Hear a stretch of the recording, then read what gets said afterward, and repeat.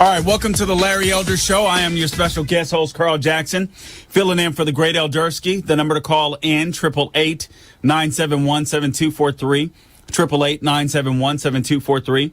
We're coming to you live from the ReliefFactor.com studio. Got a jam-packed show for you today. New inflation numbers see the fastest rise in 13 years. Rent is going up like crazy. I was just reading the story on the way in. Rent is going up like crazy. This is the product of the Biden administration and a feckless administration, a weak and incompetent administration that wants to fundamentally destroy America, wanted to manage America's decline, but they're so incompetent. We're in absolute free fall, and they don't know what to do. Walgreens has closed more than 5 stores, or is closing 5 more stores, I should say, in San Francisco. I definitely want to talk to you about that because because this is insane. And actually, I'm gonna share it when we talk about that. I want to share a story that Forgotten Man shared with me quite some time ago at a Home Depot, actually, that I used to work at in Los Angeles, California, actually Lakewood, California. It's so funny. So anyway, I want to get to that as well. Also, what's actually in the $3.5 trillion budget deal? Didn't get a chance to address that yesterday. I think that is extremely important. Steve Deace of The Blaze wrote a column. I think it's extremely important. All of us have to get involved, right? We all have to know who the strong congressmen are, who the strong senators are. We have to figure out more about, our state legislators, all that kind of good stuff. We just have to become more involved. I think a lot of times the reason why a lot of our politicians are weak is because we are, as voters, in a sense. And what I mean by that is we don't call in, we don't bug them enough, we don't make our voices heard. Obviously, you understand now why we have to do that. And then in the third hour, I'm going to have a gentleman on for a segment or so, because what he's done out here is what I'm hoping many of you will grab a hold of wherever you are across the United States and do as well. This gentleman has organized a group of men, from Disney employees to firefighters, police officers, doctors, you name it. And he's holding a rally here locally in Orlando, Florida, but he's been able to gather some people from different careers, trades, whatever, professions, from different professions, and they're fighting back against the vaccine mandate. And I'm hoping by bringing him on for a segment, I can inspire some of you to do the same, because this nation is worth fighting for. And sometimes we all try to think of these grandiose things that we can do. And in this case, even though this is more of a local story here in Orlando, it's having huge ramifications. He's been able to accomplish a lot. But all of us can chip in to do something. And then if you're not a fighter per se, you can always, I love what Dennis Prager says, if you're not necessarily the person that's going to be in the fight or the fighter leading the fight, you can always contribute to those that are fighting. I actually want to start somewhere different. This has been big news today. I know you guys have heard it, but I want to comment on it because it's absolutely hilarious to me. So I want to go right away, which is something I typically don't do, but I want to go right away to an audio clip. Joe Rogan, many of you guys know Joe Rogan. He used to host Fear Factor, and then he's associated with the UFC, the Ultimate Fighting Championship. He's a sports broadcaster for them, announcer, play-by-play guy. He's in excellent shape. I always hear people say that, but he's in excellent shape because he does MMA. That's why he is. So he's not just the guy isn't just in shape. The guy could probably hurt a lot of people. And honestly, it kind of comes across in this questioning, I think, when you hear this questioning that he did to Sanjay Gupta of CNN. So I'm going to play that for you shortly. But this is huge. Sanjay Gupta, I'm glad he went on to the Joe Rogan podcast. And he was brave to do it, quite frankly. But I'm glad he did it. But I'm telling you, this small audio clip that we're about to play is going to make a massive impact against these liars and these phonies in Washington, D.C. that are constantly stoking the fear of this virus to try to perpetuate the fear, try to keep lockdowns or whatever else, these mitigation standards going as long as they possibly can. Meanwhile, we're all crushed. Businesses are crushed. Our lives are destroyed. And these people don't live like it in Washington, D.C. This Sanjay Gupta, I'm glad he went on Joe Rogan's show. He was brave to do so. And I think he made a mistake. But the mistake is going to benefit all of us. And for that, I am extremely grateful because Joe Rogan's platform is huge. Here's the audio clip if you haven't yet heard it today. Audio clip number 1, please. Why would I take a chance in getting vaccinated on top of that? By the way, I'm glad you're better. I'm glad it only lasted a day. You're probably the only one at CNN that's glad. No. The rest of them are all lying about me taking horse medication. And we should talk about that. That bothered you. It should bother you, too. They're lying at your network about people taking human drugs versus drugs for veterinary. Calling it a horse dewormer is not a flattering thing. I get that. It's a lie. It's a lie on a news network, and it's a lie that's a willing.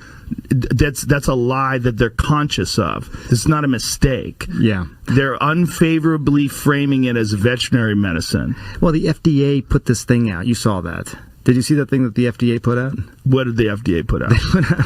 It was a tweet, and it was snarky. I admit it. They said, "You are not a horse, you are not a cow, stop taking this stuff," or something like that. Why would you say that when you're talking about a drug that's been given out to billions and billions of people, a drug that was responsible for one of the inventors of it making winning the Nobel Prize in 2015? Yeah. No, a drug that has been shown to stop viral replication in vitro. You know that, right? Why would they lie and say that's horse dewormer? I can afford people medicine, mother.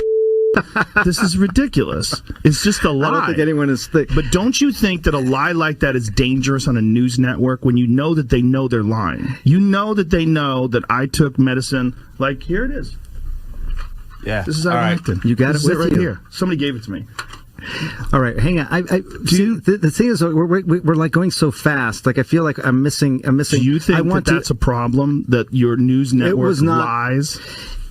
Well, I don't. Dude. What did they say? They lied and said I was taking horse dewormer. First of all, it was prescribed to me by a doctor. Yeah. Along they with shouldn't have said a it was bunch of other medications. If you got a human pill, because there were people that were taking it, the veterinary medication, and you're not, obviously. You got it from a doctor, so that it shouldn't be called that. Ivermectin can be a very effective medication. Did you see how uncomfortable he was? See, leftists aren't used to pushback. And that's exactly what Joe Rogan gave them, pushback. They're used to existing in these bubbles. They all think alike. They all talk alike. I'm not even sure that they all believe the same thing.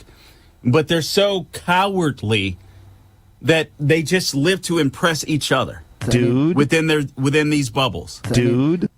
Yeah, so let me tell you something.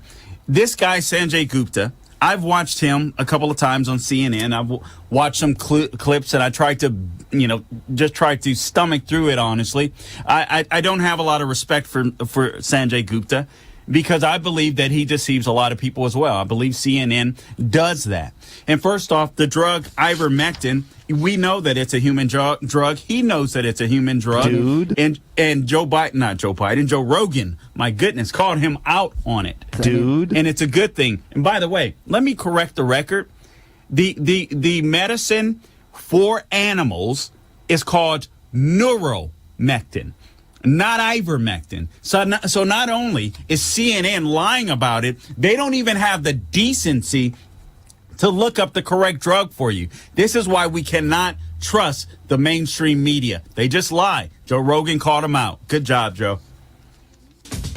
I love it.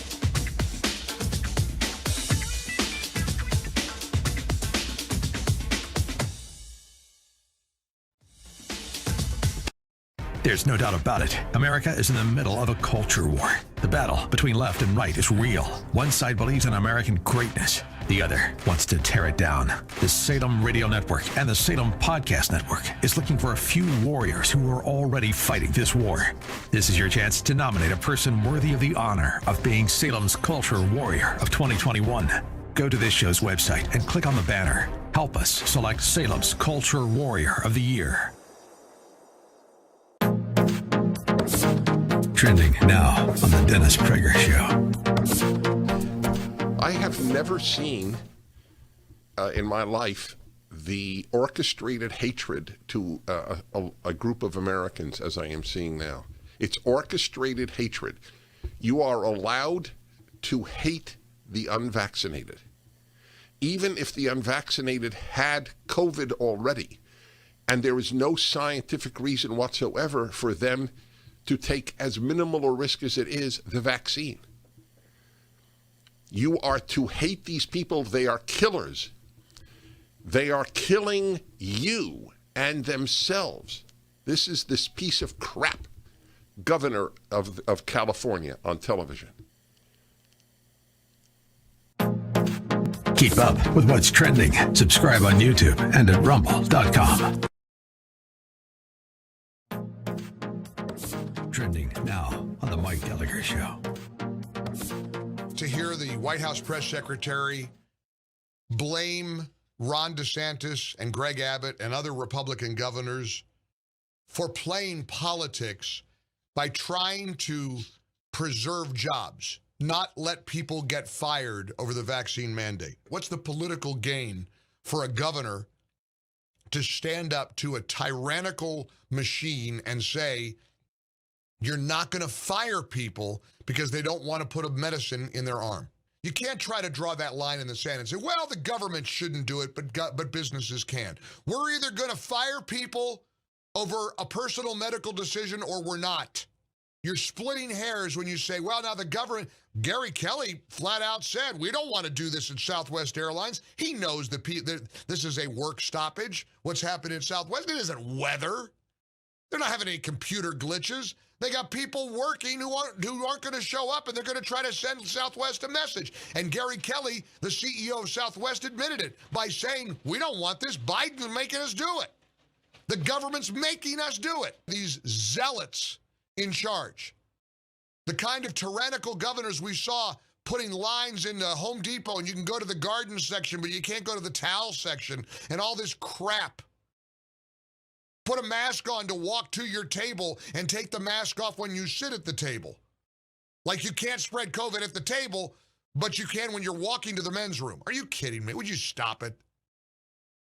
And worst of all, forcing people to take a vaccine or get fired. Keep up with what's trending. Subscribe on YouTube and at rumble.com. There's no doubt about it. America is in the middle of a culture war. The battle between left and right is real. One side believes in American greatness. The other wants to tear it down. The Salem Radio Network and the Salem Podcast Network is looking for a few warriors who are already fighting this war. This is your chance to nominate a person worthy of the honor of being Salem's Culture Warrior of 2021. Go to this show's website and click on the banner. Help us select Salem's Culture Warrior of the Year.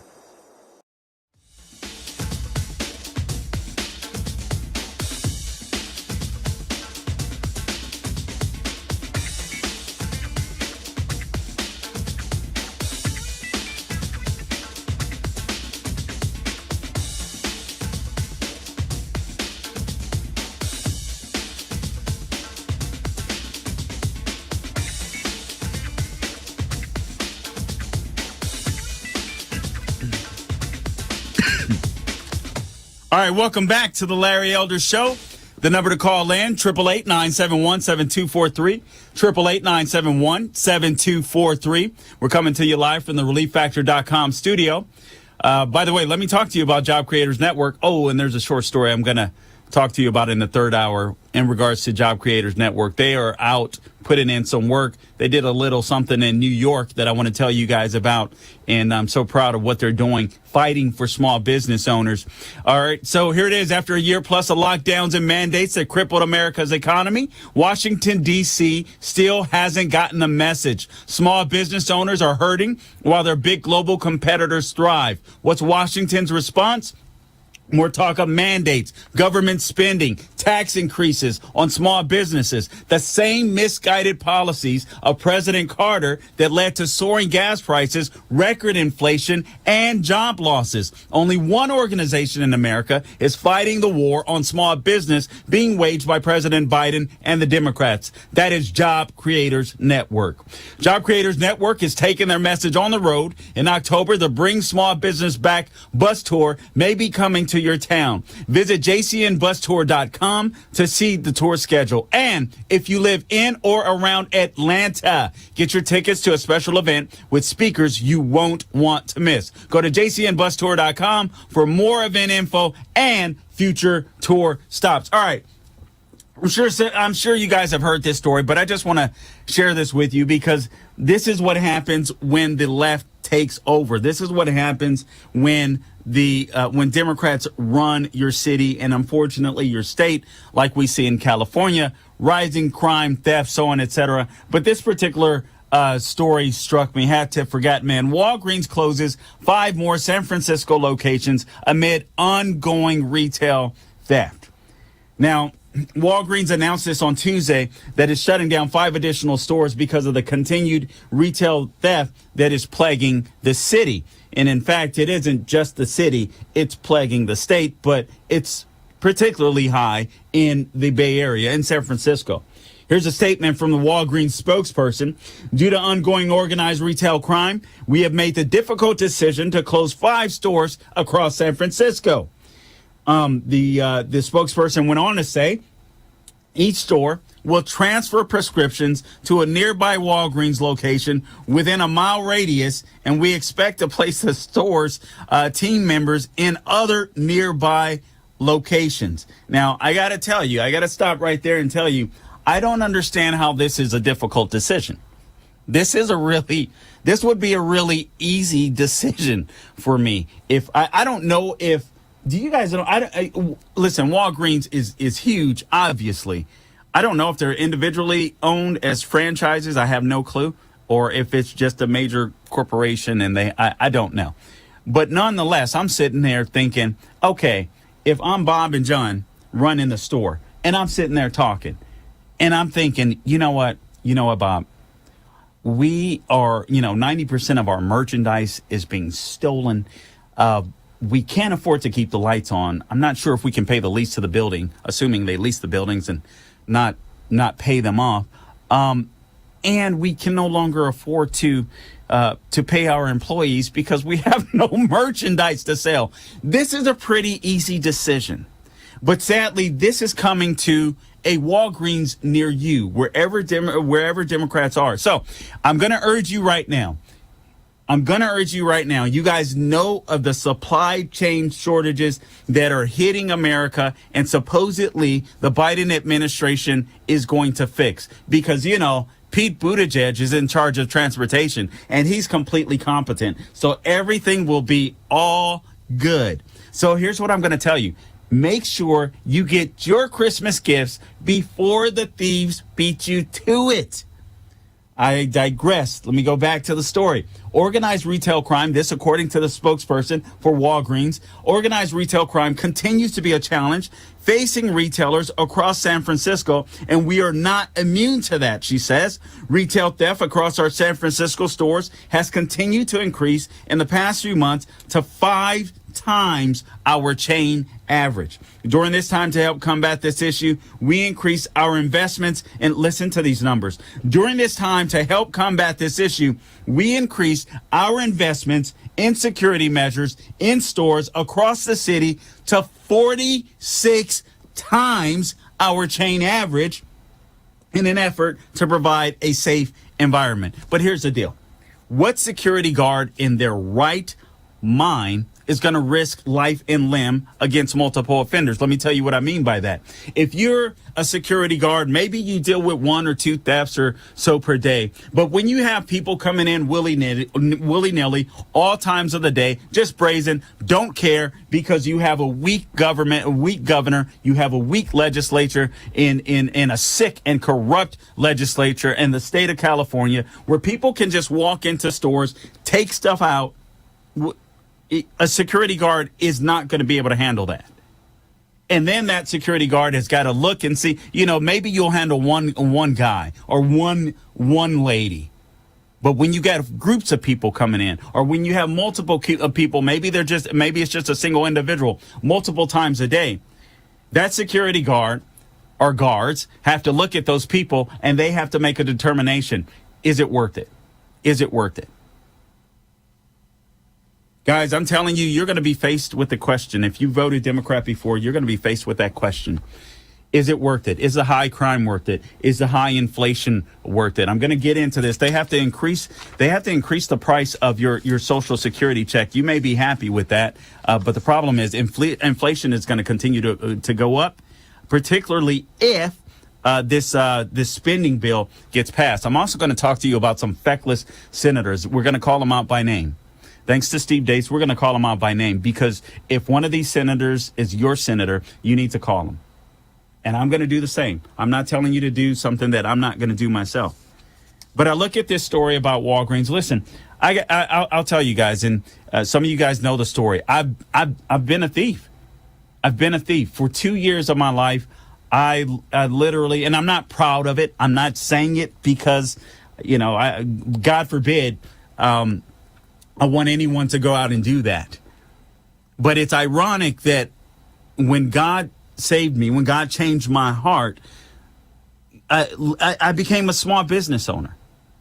It's the funniest thing, because I started feeling so convicted, and I started learning more about money. I started reading up on finances. I started going to a financial class that was offered, Sunday school that was offered in my church, where the gentleman teaching it even talked to us about moving a shopping cart. He challenged us inside of that Sunday school class, and he said, listen, if you go to a grocery store, do you leave the shopping cart, wherever and this and that? And I'm like, yes, honestly, being honest, yeah, I do. And he was like, you're stealing. And I was like, what are you talking about? And he said, you know what? Every time you push that shopping cart out further and further away, where you have to make this employee work more and more and more, and make that employer pay more and more and more, you're taking from that business, and they have to pay more. And I was like, well, I'll be doggone. Ever since then, I put that shopping cart back just where it's supposed to be. This is Carl Jackson in for Larry Elder. We'll be back.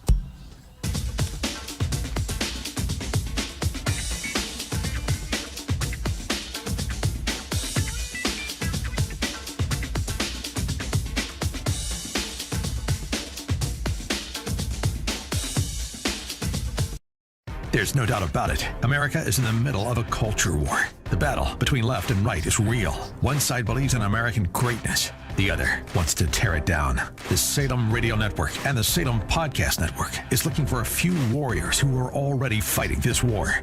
This is your chance to nominate a person worthy of the honor of being Salem's Culture Warrior of 2021. Go to this show's website and click on the banner. Help us select Salem's Culture Warrior of the Year. Trending now on the Dennis Prager Show. I have never seen in my life the orchestrated hatred to a group of Americans as I am seeing now. It's orchestrated hatred. You are allowed to hate the unvaccinated. Even if the unvaccinated had COVID already, and there is no scientific reason whatsoever for them to take as minimal a risk as it is the vaccine. You are to hate these people. They are killers. They are killing you and themselves. This is this piece of crap governor of California on television. Keep up with what's trending. Subscribe on YouTube and at rumble.com.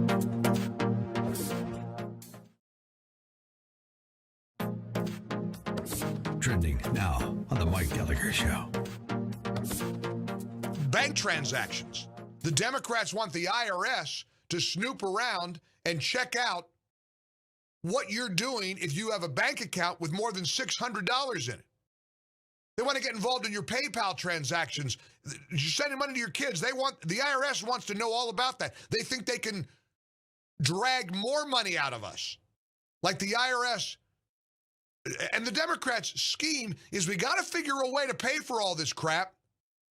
All this spending the Democrats want. Okay, here's the way we can do it. Let's go audit a bunch of people and let's go check out grandma sending $601 to their grandkid via PayPal.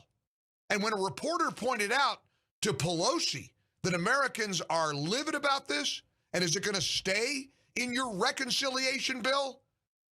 Pelosi had a very predictable answer. Yes, there are concerns that some people have, but if people are breaking the law and not paying their taxes, one way to track them is through the banking measure. I think 600, but that's a negotiation that will go on as to what the amount is. But yes. Yes.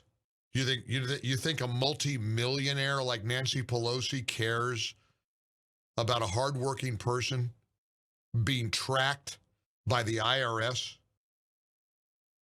If you have a transaction over $600, yes, some people are calling the bank. You better call your bank.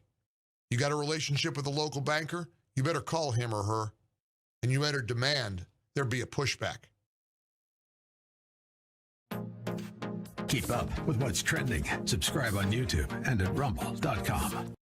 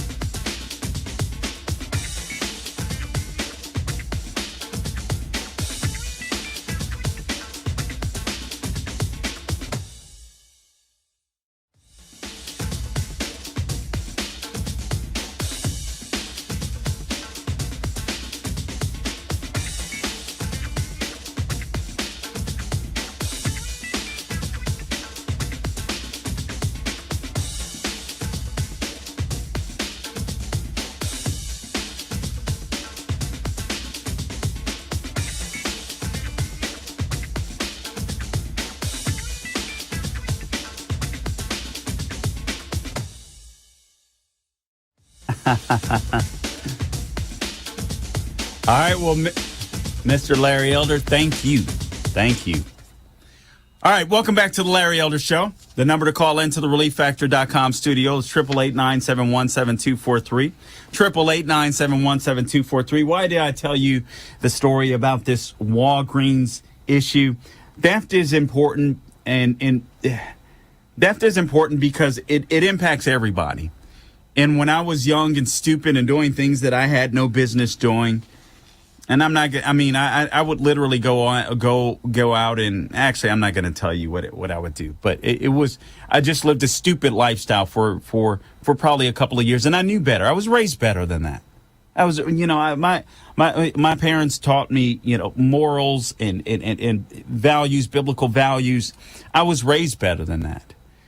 But I for whatever reason, I started, hanging around some of the wrong people, and then before you know it, I was living this life where I almost felt like I was out of my own body. I would do these things, and I would right away question why am I doing this? I knew better, but I just lived in this world where I wanted to impress others. So it's amazing. I do believe when God changed my heart, now I'm just like, man, you know what? Really, the only person you've got to please is God. And when you do that, that means you're going to be a better person to other people as well. But it also means that you're not going to kiss people's booty for the sake of kissing people's booty, because you know ultimately who's in charge.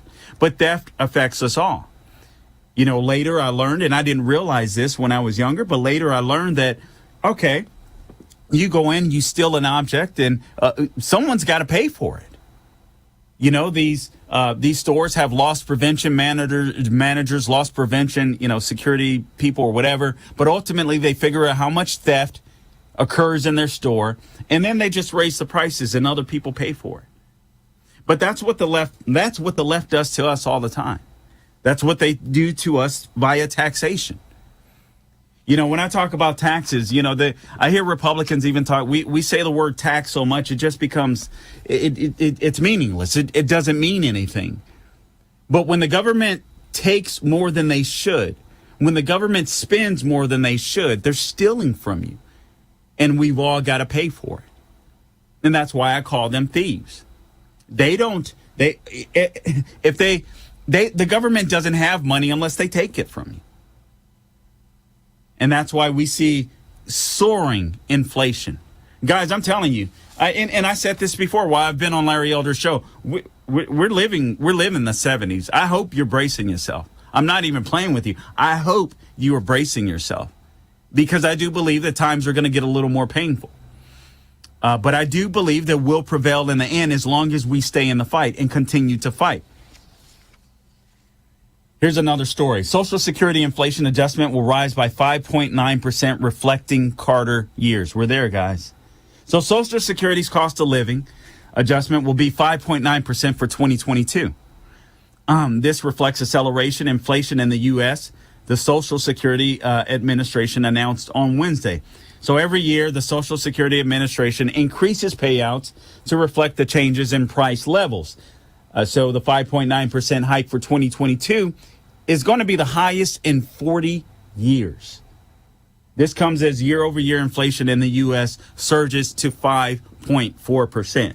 So maybe there's some of you out there that may be listening. You don't quite understand this. Just in general, things are going to cost you more than 5% more than they did before.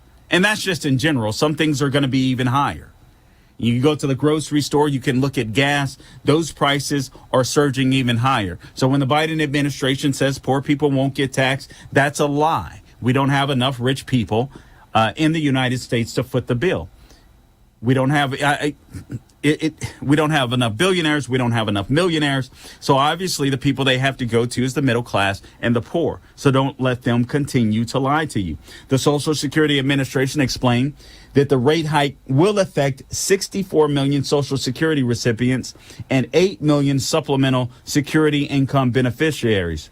The adjustment is in line with rates witnessed in the Jimmy Carter era, 5.9% in 1977 and 6.5% in 1978. And the scary thing is, guys, Joe Biden is still begging for more money that'll cause inflation to go even higher. We'll be back.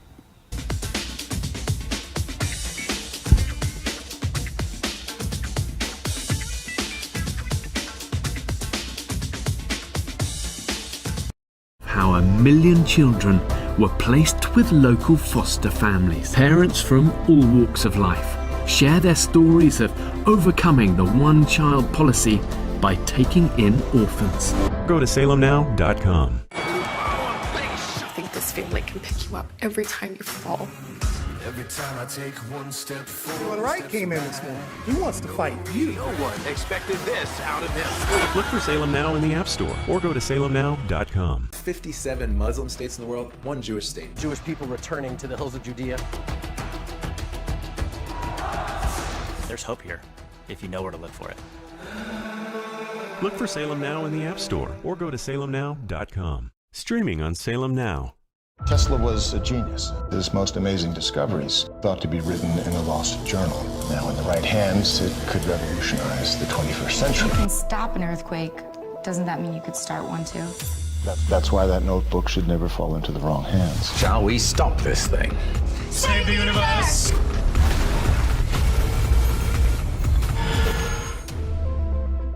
Look for Salem Now in the App Store or go to salemnow.com. Judge Thomas, do you solemnly swear to tell the truth, the whole truth, and nothing but the truth, so help you God?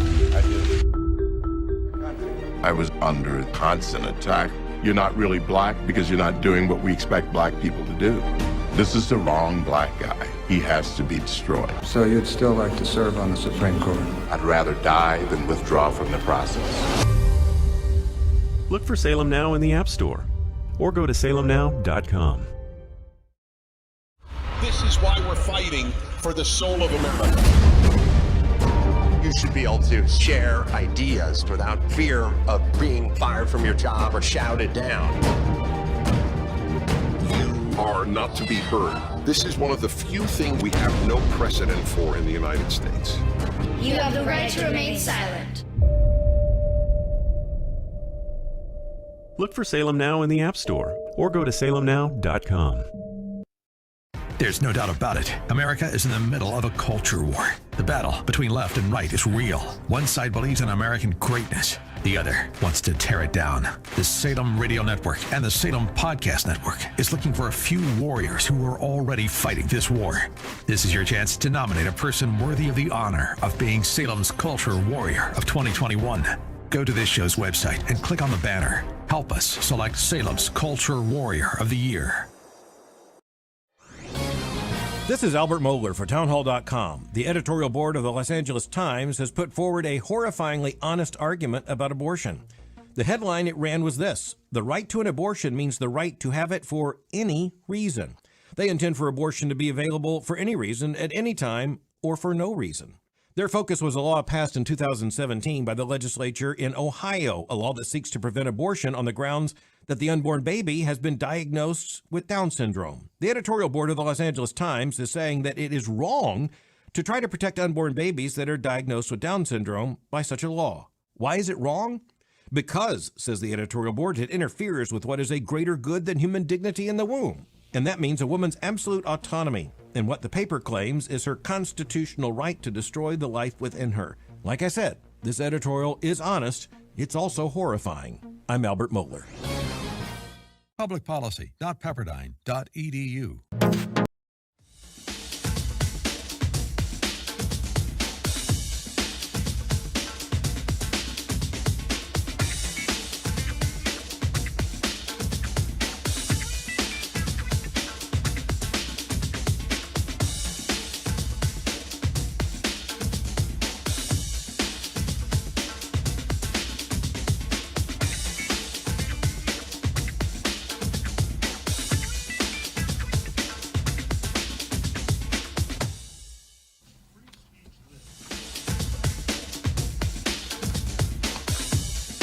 Turns out that Bidenflation isn't transitory after all, meaning, it's not going to ebb and flow. It looks like inflation may be here to stay, particularly while this administration is in office. And again, they're trying to press and print more money. I read a headline anyway that Kyrsten Sinema is standing strong, saying that she's not going to vote for this monstrosity, the $3.5 trillion deal. Without an infrastructure deal first, but the left are arguing back and forth so much that I don't suspect. Hopefully this won't happen. I'm hoping this will crash on them. But we're looking at 1977 and 78 levels, close to when we look at the rate of inflation today. After surging to 9.9% in 1979. And 14.3% in 1980. Thank God we're not there, and I hope that we don't get there. And Kenny and Louisville, I'll see you there. I'll be coming to you shortly. But hopefully we don't get there. The adjustment began to decline once Reagan took office, and then Federal Reserve Chairman Paul Volcker, he implemented measures that stabilized inflation. But I pray to God we don't get to 9.9%, 14.3%. But right now, things just aren't not looking good with the Biden administration. Social Security, here's what Social Security does. So basically, you have current workers, that are more or less forced to fund current retirees' incomes through payroll taxes. So unfortunately, there's solvency issues. I don't even know why they say there's solvency issues. I don't believe the money is there. But unless Congress raises taxes or cuts benefits, which they don't tend to do, this is our problem. So many lefties talk about spending in the military, but military spending is minimal compared to these entitlements, whether it's Social Security, Medicare, Medicaid, so on, etc. We spend so much money when it comes to those particular things. It's absolutely insane. So unless Congress raises taxes or cuts benefits, the program's trust fund is projected to run out by 2034. Did I say 2020? By 2034. So according to the Committee for a Responsible Budget, the most recent benefit adjustment could deplete the program's trust fund a year earlier than projected. And again, guys, listen, I got to be honest with you. I just don't think there's any money there right now. Beyond the reality of rising inflation, higher Social Security payouts have implications for the federal government's spending habits. Democrats are now seeking, and we're going to talk about this at the top of the next hour. I want to get into what's actually in the bill because Democrats are seeking to enact a $3.5 trillion reconciliation bill that combines Joe Biden's American Jobs Plan and the America's Families Plan. And this move would increase the role of federal government into the social welfare spending. And it's just not a good thing. What they're trying to do, all right, we talk about the Declaration of Independence, the Constitution. Those of us that are freedom lovers, that love America, we will always use these words, we the people. The way that the left is transforming the government and the way that they're doing it so quickly, honestly, if they get this bill passed, it's no longer going to be we the people. We will absolutely have no control or say over our lives because they will inhabit every single aspect of our life. I mean, you're talking about even the types of cars that you drive and the types of transportation, the types of transportation that you'll take. They want to outfit the rest of the United States like New York City and go green and stuff like that when it's just not conducive to the way that people live in other parts of the country. It's insane what the left is trying to do. And it's frustrating that we don't hear more Republicans calling them out on that. I think that's been my biggest frustration. I understand that Republicans want to sit back and just let things happen. And I get that, right? I get that to some degree. You just sit back and you watch the Democrats crash and burn, or at least that's what you hope.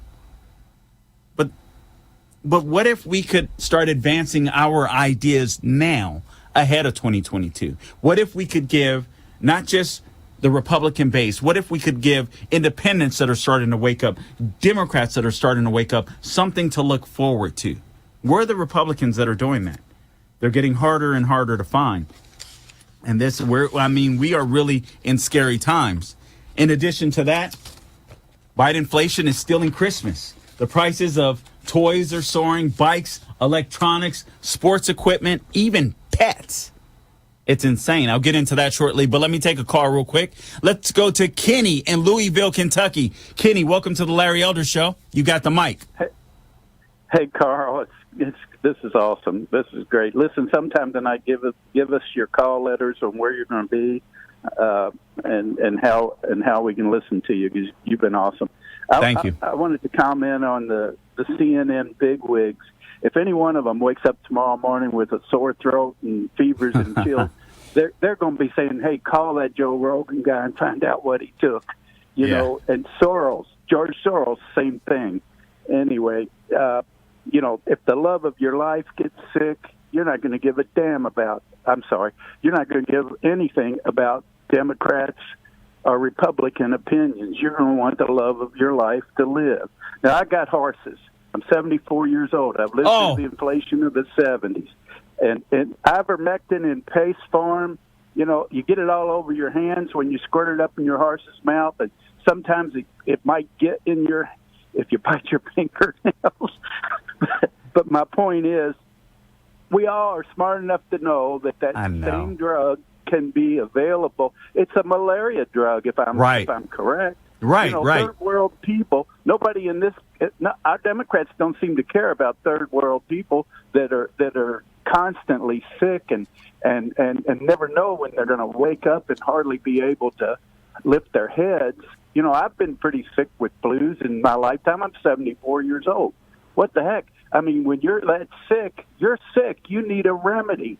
At that point, whatever precautions you've taken didn't work.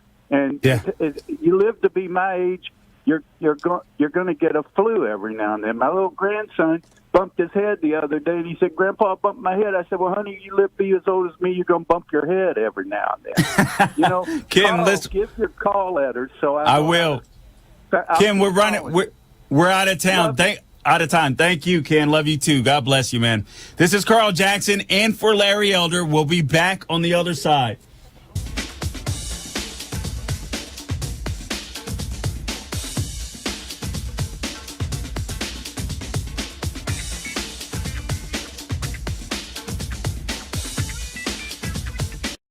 There's no doubt about it. America is in the middle of a culture war. The battle between left and right is real. One side believes in American greatness. The other wants to tear it down. The Salem Radio Network and the Salem Podcast Network is looking for a few warriors who are already fighting this war. This is your chance to nominate a person worthy of the honor of being Salem's Culture Warrior of 2021. Go to this show's website and click on the banner. Help us select Salem's Culture Warrior of the Year. Trending now on the Dennis Prager Show. I have never seen in my life the orchestrated hatred to a group of Americans as I am seeing now. It's orchestrated hatred. You are allowed to hate the unvaccinated. Even if the unvaccinated had COVID already, and there is no scientific reason whatsoever for them to take as minimal a risk as it is the vaccine. You are to hate these people. They are killers. They are killing you and themselves. This is this piece of crap governor of California on television. Keep up with what's trending. Subscribe on YouTube and at rumble.com. This is why we're fighting for the soul of America. You should be able to share ideas without fear of being fired from your job or shouted down. You are not to be heard. This is one of the few things we have no precedent for in the United States. You have the right to remain silent. Look for Judge Thomas, you solemnly swear to tell the truth, the whole truth, and nothing but the truth, so help you God. I do. I was under constant attack. You're not really black because you're not doing what we expect black people to do. This is the wrong black guy. He has to be destroyed. So you'd still like to serve on the Supreme Court? I'd rather die than withdraw from the process. Look for Salem Now in the App Store or go to salemnow.com. How 1 million children were placed with local foster families. Parents from all walks of life share their stories of overcoming the one-child policy by taking in orphans. Go to salemnow.com. I think this family can pick you up every time you fall. Every time I take one step forward. When Wright came in this morning, he wants to fight you. No one expected this out of him. Look for Salem Now in the App Store or go to salemnow.com. 57.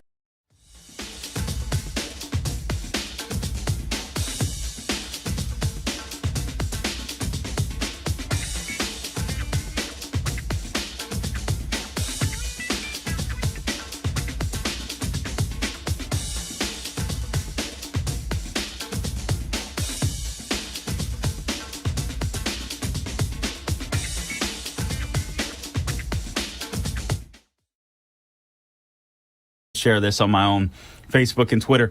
American, and by the way, you can find me on Facebook, Carl Jackson Radio. Guys, if you want to know what I'm up to for the future, you can go on Facebook, Carl Jackson Radio, find me there. Twitter, at Carl Jackson Show. You can find me there. Instagram, The Carl Jackson Show.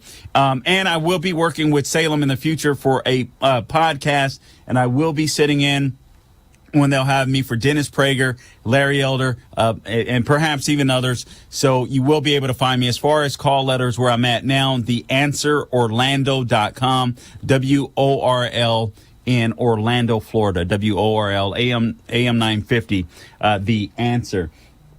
I'm not on my show now currently. Thank God the American adversaries have guys that I love dearly have been sitting in on my local show because it coincides with Larry Elder's show here on the East Coast. So thank God for them. All right. All right. So I was here. Here's what the Forgotten Man shared. American-made products don't get stuck on cargo ships. This is it's a fun meme, but it's so true and it's so impactful. We need to start making stuff here. How dare we trust a communist country to sell us goods, medicine, our medicine, for God's sakes, overwhelmingly made in China. And then we get this issue where we have shipping problems, and it's not a lack of truck drivers can only drive so much per day. There's a lot of truck drivers. You have an incompetent administration with horrible policies that don't have any fire in the belly. They can't force these guys to work. It's insane. Hey, so all right. So Ken reminded me of a story. Now I'm going to get into more inflation numbers on the other side of the break. Take more of your calls, and also Joe Biden may be ensnared in an investigation with Hunter Biden. Good. Let's see what happens. I'll start this. Actually, I don't have time to go into this story before the break, but I will share it. So let me just share this. As far as inflation is concerned, here's what else you have to look out for. Grandma, grandpa, you're getting your Social Security benefits increased, but I hate to tell you it's not going to pay off, because here's what you're looking at.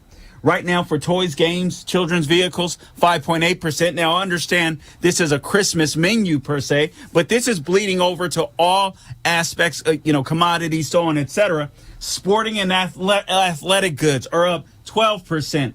Sport vehicles, including bicycles, are up nearly 9%. Televisions, 12.9%. Pets and pet supplies up over 4%. You got home electronic equipment up over 6%. Home appliances 5%. Major appliances almost 10%. Cameras up 7%. It's insane. We cannot keep up with inflation with this guy in the White House. We'll be back.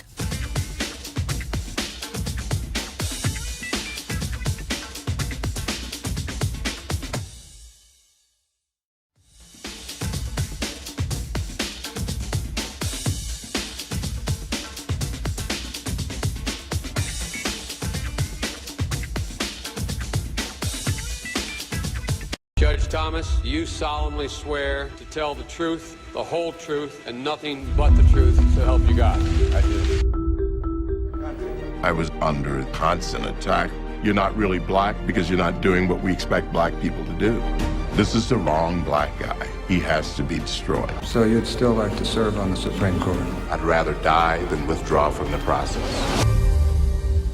Look for Salem Now in the App Store or go to salemnow.com. This is why we're fighting for the soul of America. You should be able to share ideas without fear of being fired from your job or shouted down. You are not to be heard. This is one of the few things we have no precedent for in the United States. You have the right to remain silent. Look for Salem Now in the App Store or go to salemnow.com. There's no doubt about it. America is in the middle of a culture war. The battle between left and right is real. One side believes in American greatness. The other wants to tear it down. The Salem Radio Network and the Salem Podcast Network is looking for a few warriors who are already fighting this war. This is your chance to nominate a person worthy of the honor of being Salem's Culture Warrior of 2021. Go to this show's website and click on the banner. Help us select Salem's Culture Warrior of the Year. Trending now on the Dennis Prager Show. I have never seen in my life the orchestrated hatred to a group of Americans as I am seeing now. It's orchestrated hatred. You are allowed to hate the unvaccinated. Even if the unvaccinated had COVID already, and there is no scientific reason whatsoever for them to take as minimal a risk as it is the vaccine. You are to hate these people. They are killers.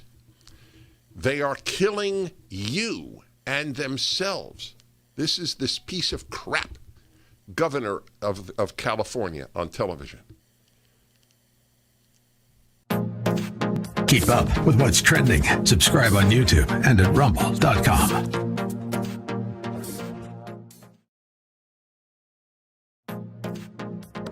Trending now on the Mike Gallagher Show. Bank transactions. The Democrats want the IRS to snoop around and check out what you're doing if you have a bank account with more than $600 in it. They want to get involved in your PayPal transactions. You're sending money to your kids. The IRS wants to know all about that. They think they can drag more money out of us. Like the IRS And the Democrats' scheme is we got to figure a way to pay for all this crap. All this spending the Democrats want. Okay, here's the way we can do it. Let's go audit a bunch of people and let's go check out grandma sending $601 to their grandkid via PayPal. And when a reporter pointed out to Pelosi that Americans are livid about this, and is it going to stay in your reconciliation bill? Pelosi had a very predictable answer. Yes, there are concerns that some people have, but if people are breaking the law and not paying their taxes, one way to track them is through the banking measure. I think 600, but that's a negotiation that will go on as to what the amount is. But yes. Yes. You think a multi-millionaire like Nancy Pelosi cares about a hardworking person being tracked by the IRS? If you have a transaction over $600, yes, some people are calling the bank. You better call your bank. You got a relationship with a local banker? You better call him or her, and you better demand there be a pushback. Keep up with what's trending. Subscribe on YouTube and at rumble.com. Trending now on The Charlie Kirk Show. And then on CNN, Cut 43, they have come out and they've said, look, let's be very clear. We need to start trusting our teachers more. Enough of this kind of parent involvement thing. We're in charge. The state's in charge. Cut 43. Of too many people who know little or nothing about education trying to tell professionals who are in this industry who've been working hard. We're coming in as weekend warriors trying to tell them about what education should look like. We need to put a little bit more trust in our educators because they've actually spent the time and energy necessary to really understand some of the nuances that are being kind of just blown over here in this conversation. The nuances blown over. You hear that? Some 25-year-old University of Maryland educated Marxist knows about the nuances of your child better than you. I mean, come on, you got to trust the experts, everybody. And this really does show the divide as we dedicate this hour to what's going on with education in our country, which is the most important issue outside of immigration, election integrity. All those things are important. But I think everyone agrees that if we do not get education on a better path, the country is done. A majority of people in my generation thinks America's a terrible country. That is not sustainable. And this really kind of goes to the divide in the country, which is, do we trust a group of unelected, unknown experts to be in charge of important things, or do we trust parents, citizens, to have the liberty and the freedom to be able to make better choices? Keep up with what's trending. Subscribe on YouTube and at rumble.com. There's no doubt about it. America is in the middle of a culture war. The battle between left and right is real. One side believes in American greatness. The other wants to tear it down. The Salem Radio Network and the Salem Podcast Network is looking for a few warriors who are already fighting this war. This is your chance to nominate a person worthy of the honor of being Salem's Culture Warrior of 2021. Go to this show's website and click on the banner. Help us select Salem's Culture Warrior of the Year.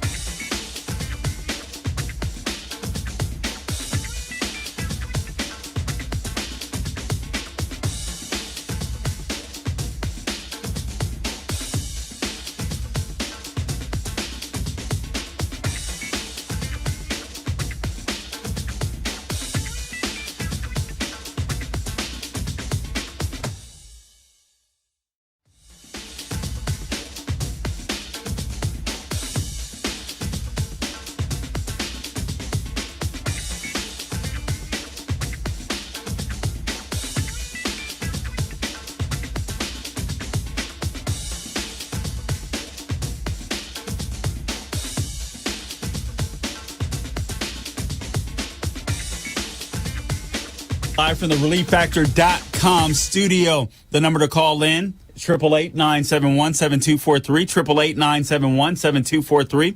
I'm your special guest host filling in for the great Eldersky. By the way, he will be returning this Monday, October 18th, so you can look forward to the great Eldersky returning. I'm looking forward to, listen, I'm not going to lie to you guys. I am going to miss you guys.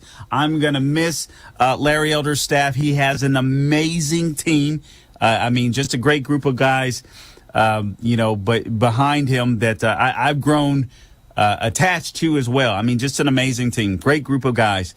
But Eldersky is going to be back on October 18th, ready to go. As he said, we have a country to save. You guys have a state to save. I hope you don't give up your fight in California. We're going to have our own fight out here with Governor Ron DeSantis, a fabulous governor, and the left is doing everything possible to try to destroy this man. So I'm going to make sure that I'm in the fight out here to try to get him reelected, because that's just extremely important. I believe that you can contrast Governor Ron DeSantis and Governor Newsom all day long, and listen, we just have a better governor, and not because he's a better person, although I do believe he's a better person, but the right has better ideas. Let me share this story with you. Hat tip Sean McConnell. Whenever I have these type of stories, these are the words that are going to come out of my mouth. Hat tip Sean McConnell. So let me share this story with you. Okay. Trail camera caught man's illicit horseplay. October 12th. My goodness. And Ken, I'm sorry, but your story reminded me of this. And I was trying to avoid it, but it just triggered my mind. And I had to get it out my system, or I have to get it out my system. So this occurred apparently just a couple of days ago. October 12th, suspecting that someone had entered a barn on her property without permission, a Florida woman set up a trail camera that subsequently recorded a laborer having repeated sexual contact with a horse housed in the structure. This according to a police report. The homeowner, Catherine Engel, told police that last month she installed a trail camera inside the four-stall Vero Beach barn where her horses are kept after discovering ligature marks around one horse's neck. She also recalled finding bungee cords and ropes around the neck of a miniature horse, even though she never placed any on it. So the camera cops say captured Santiago Victoria, a 57-year-old man. He was entering the barn late at night and invading a stall occupied by a horse named Mariah. During 3 separate encounters, Victoria gets behind the horse in a sexual manner.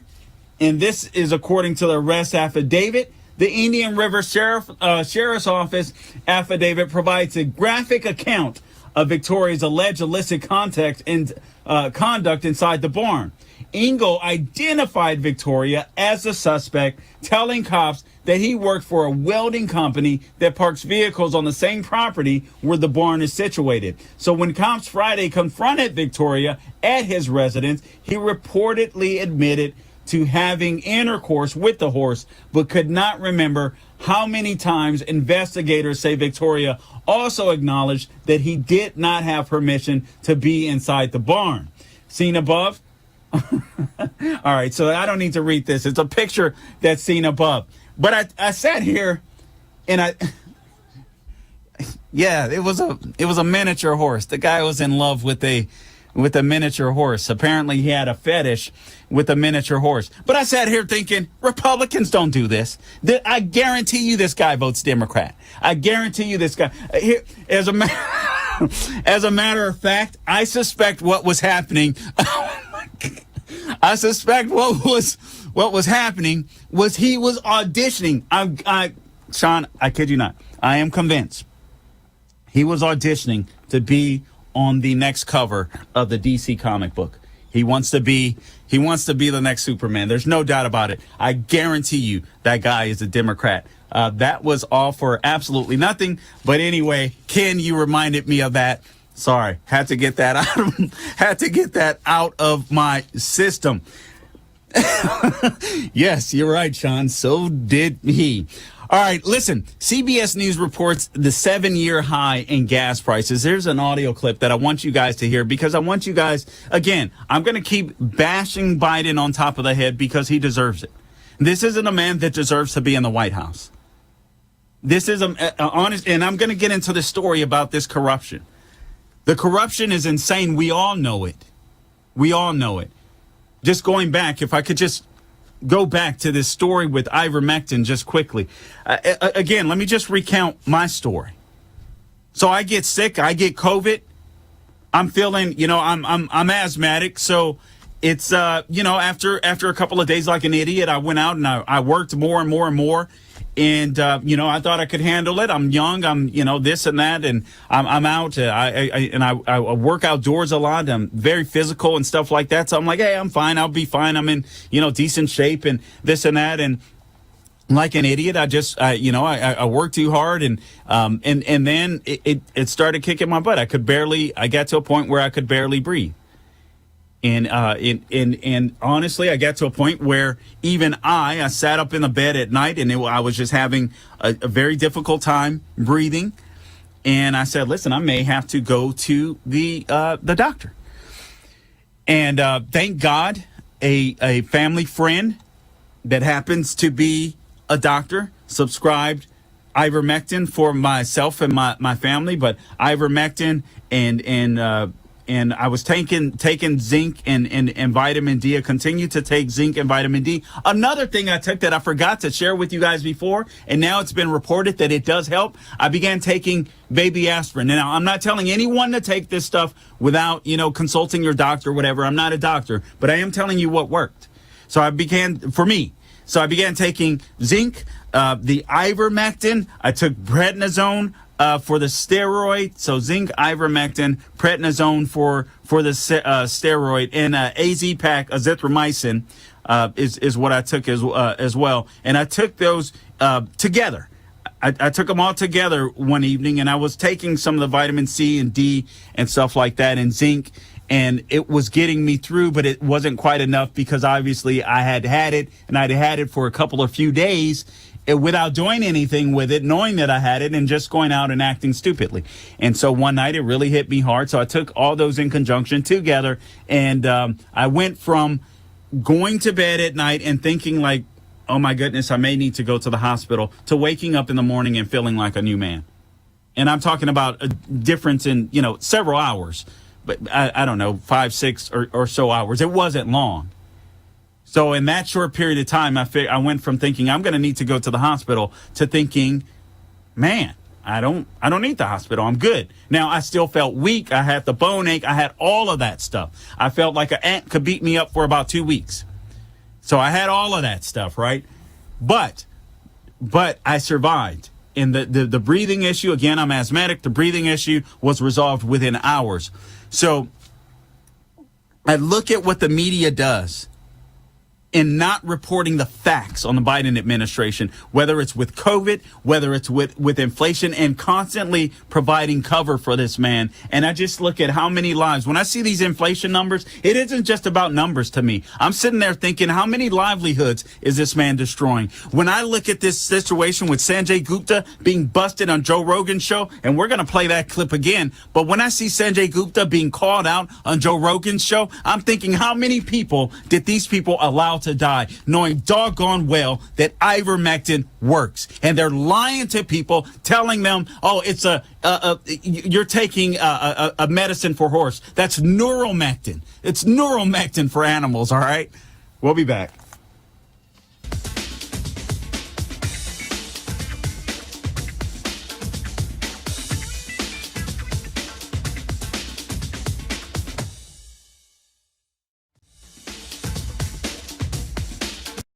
There's no doubt about it. America is in the middle of a culture war. The battle between left and right is real. One side believes in American greatness. The other wants to tear it down. The Salem Radio Network and the Salem Podcast Network is looking for a few warriors who are already fighting this war. This is your chance to nominate a person worthy of the honor of being Salem's Culture Warrior of 2021. Go to this show's website and click on the banner. Help us select Salem's Culture Warrior of the Year. Trending now on the Dennis Prager Show. I have never seen in my life the orchestrated hatred to a group of Americans as I am seeing now. It's orchestrated hatred. You are allowed to hate the unvaccinated. Even if the unvaccinated had COVID already, and there is no scientific reason whatsoever for them to take as minimal a risk as it is the vaccine. You are to hate these people. They are killers. They are killing you and themselves. This is this piece of crap governor of California on television. Keep up with what's trending. Subscribe on YouTube and at rumble.com.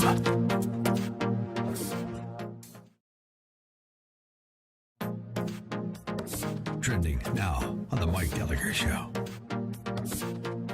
Bank transactions. The Democrats want the IRS to snoop around and check out what you're doing if you have a bank account with more than $600 in it. They want to get involved in your PayPal transactions. You're sending money to your kids. The IRS wants to know all about that. They think they can drag more money out of us. Like the IRS.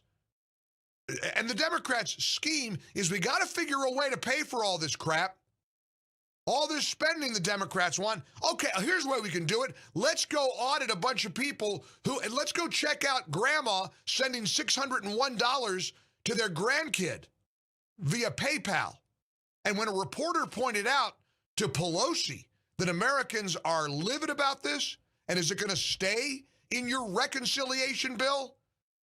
Pelosi had a very predictable answer. Yes, there are concerns that some people have, but if people are breaking the law and not paying their taxes, one way to track them is through the banking measure. I think 600, but that's a negotiation that will go on as to what the amount is. But yes. Yes.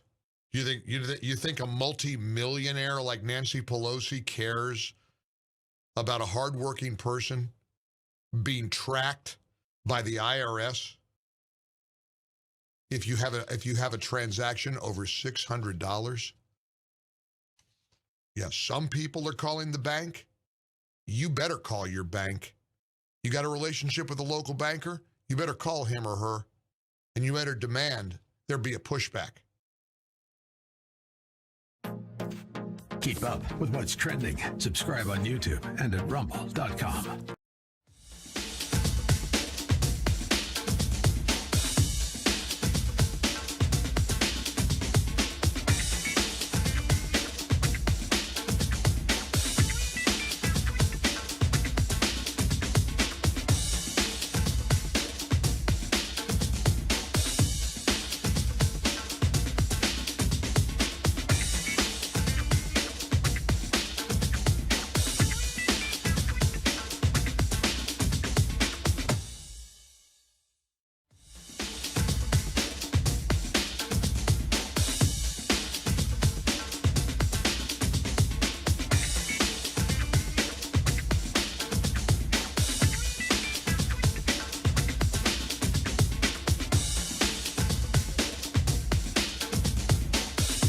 Hey, welcome back to the Larry Elder Show. The number to call in to the ReliefFactor.com studios, 888-971-7243, 888-971-7243. In the third hour, again, I'm going to have a gentleman on that's going to hopefully inspire some of you guys out there listening. Maybe you'll practice one of your gifts, just going out and organizing. This gentleman has done some great work right here in Orlando to try to organize not just Disney employees, but also firefighters, police, and other organizations to fight against the vaccine mandate, which, by the way, there is no federal law for a vaccine mandate. We discussed that last night. It's an emergency temporary standard that the Biden administration is using to fool people into believing, and this even hasn't been implemented in OSHA as of yet, but it's what they're using to fool people into thinking that there is some type of vaccine mandate,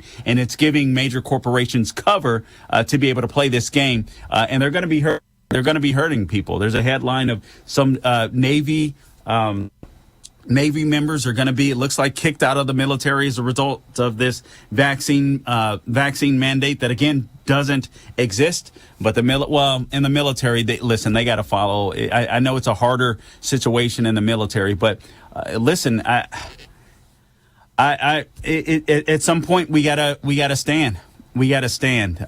Even if you're in the military, I don't believe that. Listen, you're there to uphold the Constitution. You don't. I mean, I know the president is the commander in chief, but ultimately your job is to uphold the Constitution. And I got to tell you, as far as it comes to natural rights and unalienable rights, then I believe that there's a greater duty there to make sure you serve your unalienable rights, because unalienable rights are pre-Constitution. Those really, really matter. All right, so that's just very important. We'll get into Biden again. We'll get into these emails because apparently Joe Biden and Hunter Biden shared a bank account. We'll get into that shortly. But I want to share with you what's in the $3.5 trillion bill just quickly. And also, I want to share this. Let me share this real quick. Joe Biden's staff secretary is set to leave the White House. I just want to illustrate how incestuous Washington is. And, also they have this relationship with big tech. It's just disgusting. I had tipped Sean McConnell. Hey, this is one that isn't like that horse story, Sean. So kudos. Jessica Hertz, the staff secretary in the White House, is leaving her position, according to two people familiar with the matter. Hertz is a former lawyer for Facebook's Washington office. She occupied one of the most powerful perches in the White House.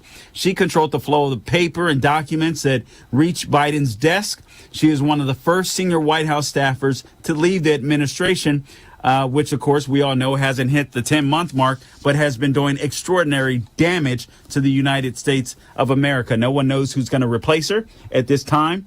Hertz also served as a deputy assistant to Biden and will leave in the coming days. And the White House had no comment on the issue. Here's what I want you to know as well. Before joining the Biden administration or the transition team as the general counsel in June of 2020, Hertz was a director and associate general counsel for regulatory affairs at Facebook. I'll get into that some tomorrow, because we tried to get Molly Hemingway. And by the way, go out and buy her book, Rigged. Check it out. Molly Hemingway, she's a Fox News contributor. Regnery Publishing published her book, Rigged. And if you follow Molly Hemingway, if you check out her writing on the Federalist, it's just good stuff. But make sure you check that out. She talks about the incestuous relationship with the Democrat Party, big tech, and so on. So it's very fascinating. But this lady worked, again, as a general counsel for the regulatory affairs at Facebook, where she spent more than 2 years. And then Hertz also worked as principal deputy counsel for Biden when he was vice president. So she worked for Facebook. She worked for Biden while he was vice president, before she did a stint at the law firm Jenner and Block. She started her career in politics under the Obama administration as counselor to Office of Information and Regulatory Affairs. Isn't that interesting? With Cass Sunstein. Wow. Before joining the Justice Department. Anyway, this stuff is incestuous. And this shows me, we talk about Biden, but I'm telling you, Obama, we don't give him enough credit. He laid the foundation for what we see with big tech, for what we see in academia. Obama did so much damage to this country, and I know Joe Biden is doing tons of damage, but we don't give Barack Obama, in my opinion, enough credit for laying the foundation to fundamentally transform America. And you see Joe Biden trying to complete the task. Thank God he is so incompetent that it's making it a little difficult to do so. All right, so what's in the bill? What's in the bill?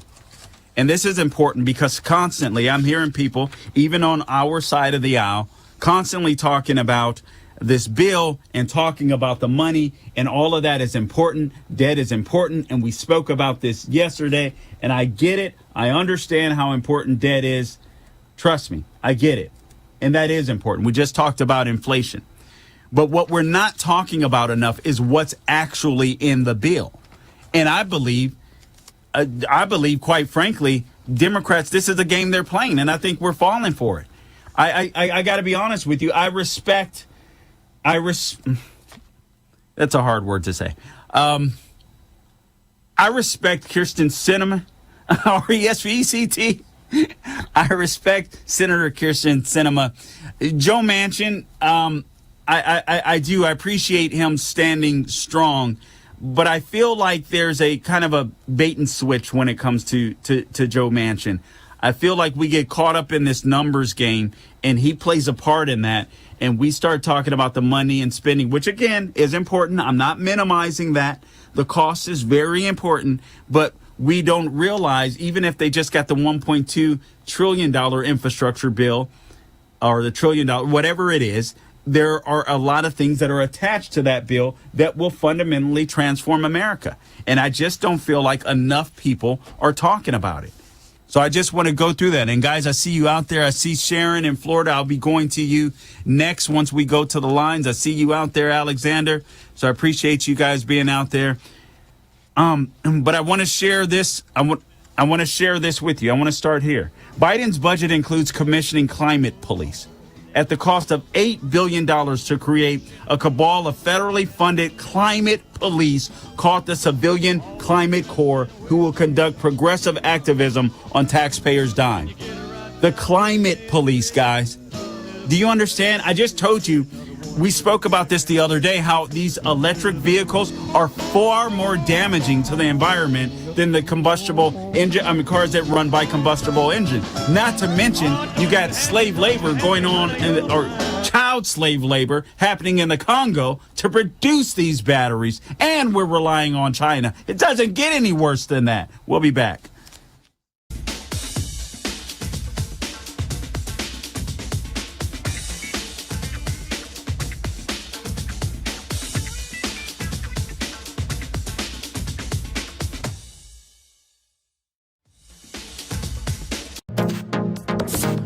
Trending now on America First with Sebastian Gorka.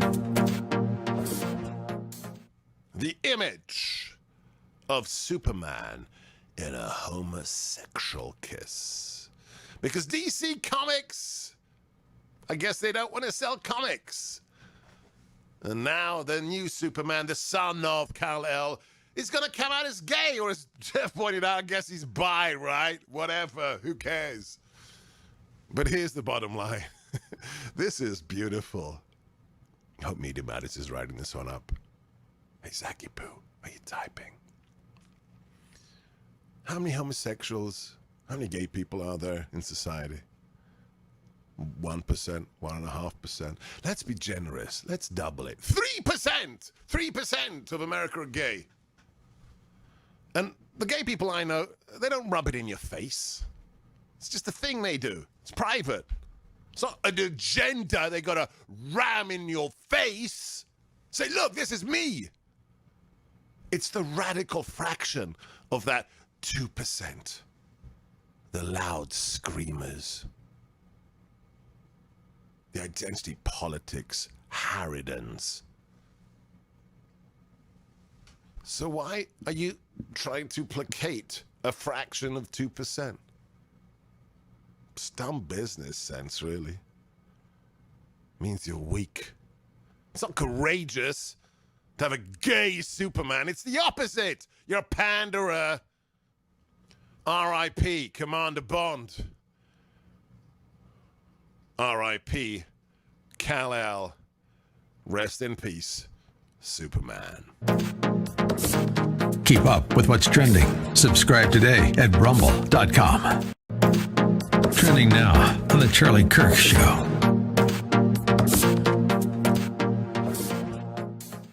When there is a clash on the left between separate preferred activist groups. Who gets preference? Who wins? Now, on the left, they have a hierarchy. Not any different than a hierarchy that you'd have in any sort of organization.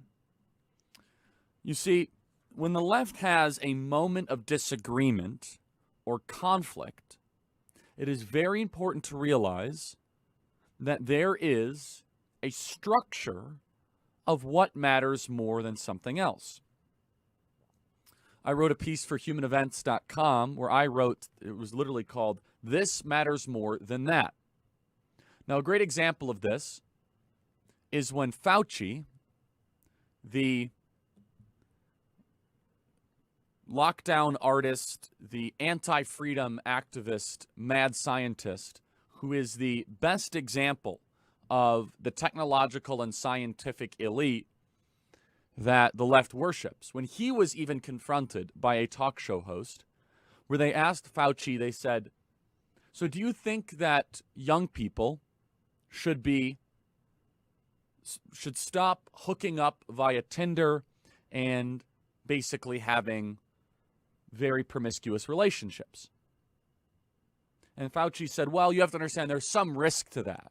He didn't denounce it because he understood that if he came out against promiscuous behavior for young people, there'd be a revolution.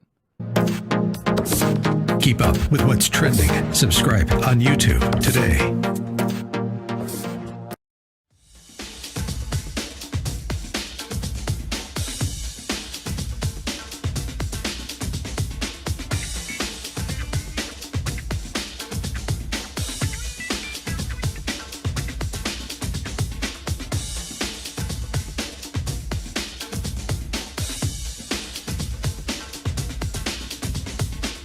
Senator Sinema rejects vote on big Biden package before infrastructure, a source says. This according to Reuters. So here we have U.S. Senator Kyrsten Sinema, a key moderate, told fellow Democrats in the House of Representatives this week that she will not vote for a multi-trillion-dollar package that is top priority for Biden before Congress approves a $1 trillion infrastructure bill. This according to a source briefed on the meeting. Aides for Sinema, who have the power to stop legislation from advancing in the 50-50 Senate, did not respond to a request for comment. In a previously unreported online meeting on Wednesday, Sinema and fellow moderate Democratic Senator Joe Manchin said they would not abide by any deadlines adopted by leadership to force votes on the package. The meeting was with a group of at least 9 moderate House Democrats, the source said. All right. So, listen, we got to give them props for standing strong because obviously the left is coming after them big time. So that's where I go back and forth with Joe Manchin. But again, we're not talking about what is in the bill. So we'll get into that a little more. First, let me tell you about Salem's Culture Warrior of the Year Award. This show wants to honor those in American life who are standing up for what we all believe in. We know there's a culture war going on all around us, but some people rise up and become culture warriors. You can nominate one of those people as a 2021 Salem Culture Warrior of the Year. Go to LarryElder.com and click on the Culture Warrior banner to nominate somebody today. Let's give praise and encouragement to these culture warriors. Now, after reading that ad, I know what you guys are thinking, but no, I don't think I deserve it. Here's who I think deserves. I think Larry Elder deserves it. I think he deserves it. And I'm just being straight with you. I'm not saying that because I'm behind his mic. I'm saying that because he got in the fight. He took the bumps. He took the bruises. He got a taste of what it feels like to fight for America. It's a big sacrifice. It's a big sacrifice. So I would encourage you, go to LarryElder.com, click on that Culture Warrior banner to nominate somebody today. And in my opinion, that somebody should be Larry Elder. He gave California a game plan they could go back to. I think the only thing that I would do somewhat differently besides offer all of the platitudes that he offered that were, I shouldn't say platitudes, they were solutions. I would go negative on Gavin Newsom like nobody's business. I know the right doesn't like to play this game, but this is where we're at. People are feeling the pain. Go negative, go negative, go negative. You know, it's like jab, jab, jab, jab, jab. uppercut, left hook, whatever it may be. But you gotta keep jabbing, and sometimes you gotta go negative, and you're gonna have to go very negative on Gavin Newsom. And Republicans that sat on the sideline and didn't even play ads for Larry Elder in California, I'm not going to say it. But hopefully you'll step up to the plate next year when whomever runs. And again, Larry Elder has already laid out an outline for them, but go negative and then just use Larry Elder's solutions because they were succinct. They would have helped every Californian. It would have worked out well. So Californians, you're at a loss and you're going to regret it. It's as simple as that. You're going to regret it. All right, let's go to Sharon in Florida. Sharon, welcome to the Larry Elder Show. You got the mic. Hi, Carl. Yeah, I've talked to you before. Listen, I have three things to say. Number one, there's the book, Frederick Douglass Republicans, The Movement to Reignite America's Passion for Liberty. And that book is by initial K, Carl Smith. And a percentage of the sales will go to the Frederick Douglass Family Foundation, Cornerstone Schools of Alabama. There are 8 guidances in the book, and one of them deals with local level engagement. And the last thing I want to say is I went to the library and I requested Booker T. Washington and Frederick Douglass books as they wrote in their own words. And I did that before the scholars come around and change what they said and say what they didn't say. And I just want to say they were 2 great men. And that's all I have to say tonight.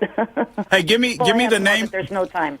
Give me the name of the book again real quick. It's by K. Carl Smith. Give me the name of the book again really quick here. Okay. Frederick Douglass Republicans, The Movement to Reignite America's Passion for Liberty by initial K, Carl Smith. I believe I actually have that book, and I should have had K. Carl Smith on. Anyway, I appreciate it, Sharon. If I do, I will read it through again. If not, I'll pick it up, and more you do the same. Thank you so much for calling in to the Larry Elder Show. Carl. Thank you for everything. All right, God bless you. Thank you so much. I really appreciate that. I do think it's very important for us to buy books that have original language in them. Very crucial. All right, let me talk to you about Pure Talk USA. The best kept secret is out. Like me, hundreds of thousands of people have said goodbye to their overpriced Verizon, AT&T, or T-Mobile plans and switched to Pure Talk. That's because you get the same great coverage on the same great 5G network as one of the big guys, but for about half the cost. The average family is saving over $800 a year. So what are you waiting for? You can keep your number and keep your phone or get huge discounts on the latest iPhones and Androids. Get unlimited talk, text, and 6 gigs of data for just $30 a month. Or if you want unlimited data, you can still save a fortune. Listen, I'm a Pure Talk customer. I believe in the way they treat their customers. Plus, they have a 30-day risk-free guarantee, so you literally have nothing to lose. From your cell phone, dial pound 250 and say Larry Elder. And you'll save 50% off your first month. That's pound 250, say Larry Elder. Pure Talk is simply smarter wireless.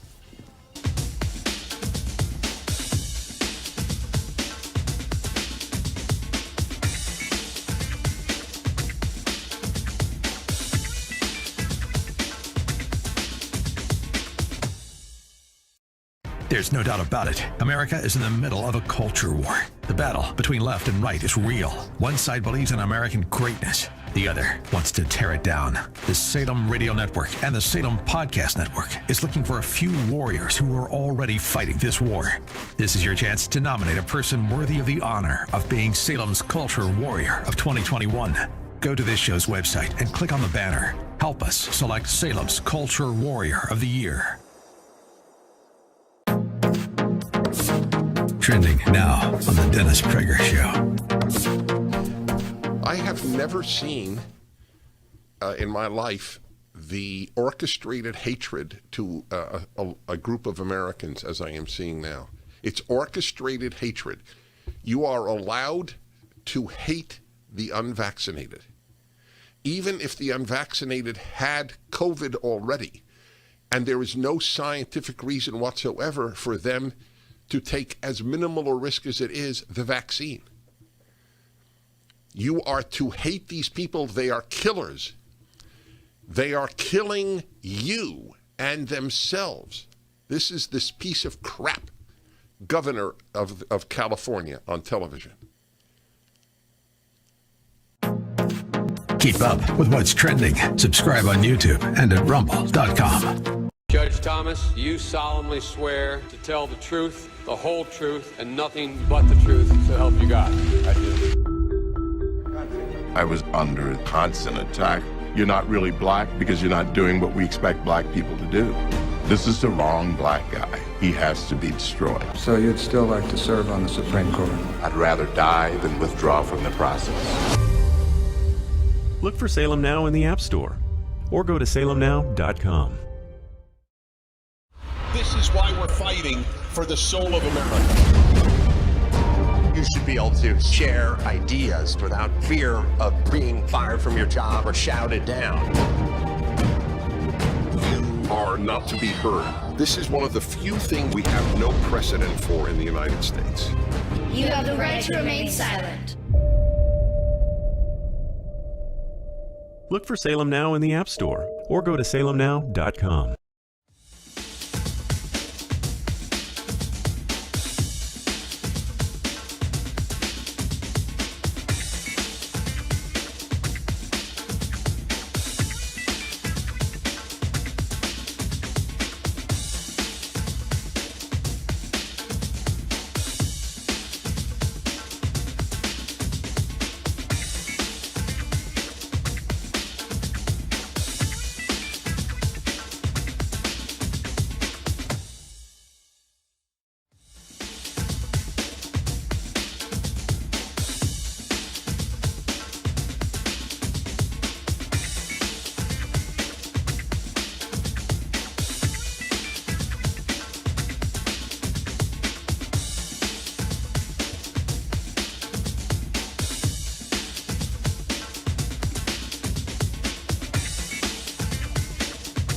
All right, welcome back to the Larry Elder Show. The number to call in to the ReliefFactor.com studio, 888-971-7243. 888-971-7243. You know, one thing I forgot to mention earlier, too, when I was talking about Walgreens and the people just stealing so much stuff that Walgreens is having to relocate yet another 5 of their stores in the San Francisco area because there's literally just too much theft for them to be able to stay in that area.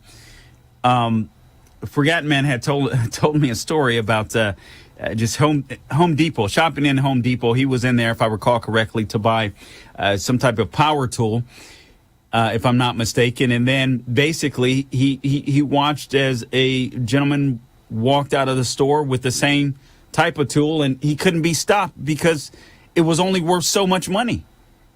And I mean, the damage that does to, just think about all of the people that are impacted about that. Of course, that's going to raise your cost, right? Because now the stores have to recoup the cost of theft. You have a manufacturer that's probably not going to get the money that they should get. Perhaps they do. Perhaps there's some type of credit issue.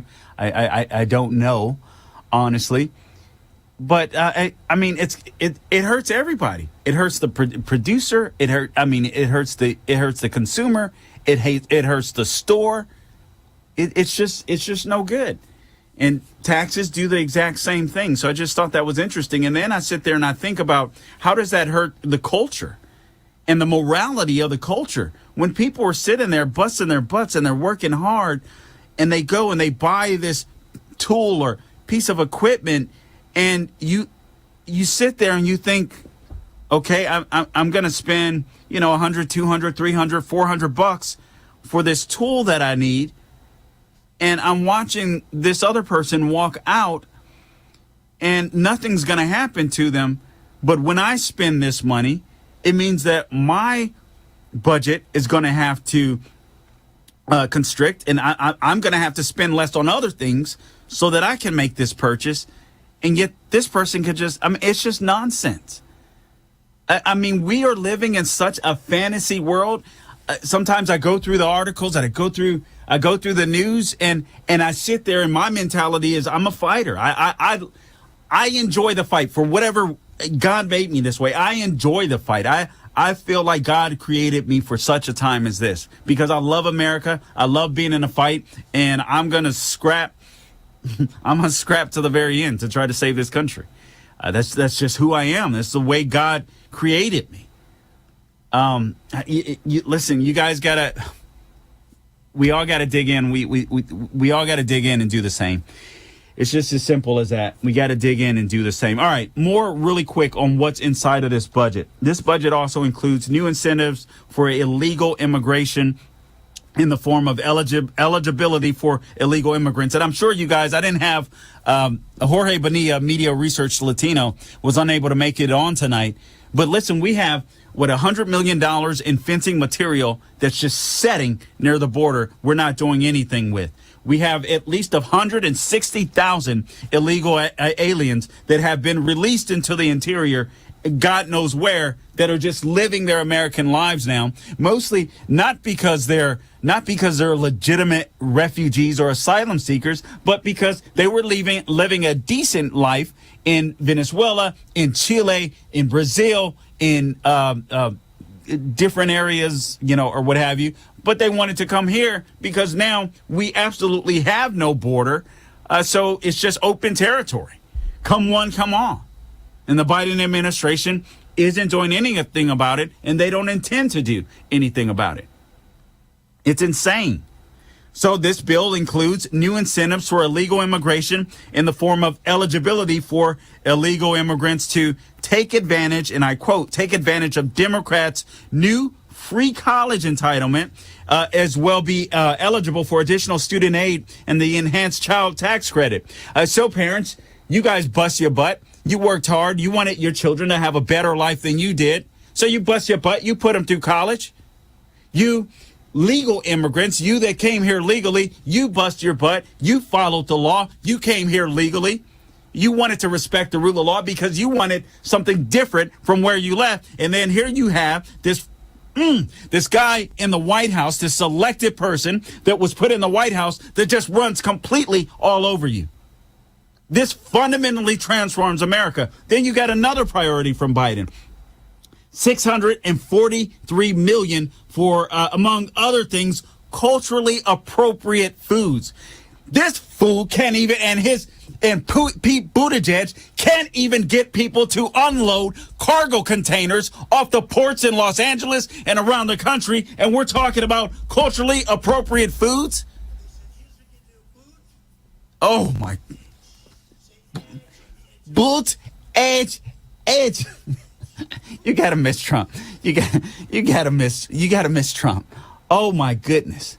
You gotta miss Trump. This is insane. This is insane. I can't say that enough because I go through this stuff and I can't believe how far we've declined in less than 9 months or 10 months. The budget will be will be full of kickbacks for the left's green energy special interest network. And let me tell you, all that's happening is that's strengthening China, right? Because that's where we're going to get our lithium batteries, these corrosive lithium batteries. We don't even know how to dispose of them effectively. So we're going to do more damage to the environment, which proves these liars don't care about the environment, but they're making a buttload of money off of this stuff. Just like we know they're making a buttload of money off of these pharmaceutical companies. That's why they're not talking to you about ivermectin, hydroxychloroquine, or taking a freaking aspirin, because these fools in Washington, D.C., these worthless pieces of crap, are getting rich. It's nothing more than that. These people don't, oh my God, you guys are going to make me, Lord, help me not to die of a brain aneurysm on my last couple of days on the Larry Elder Show. We'll be back.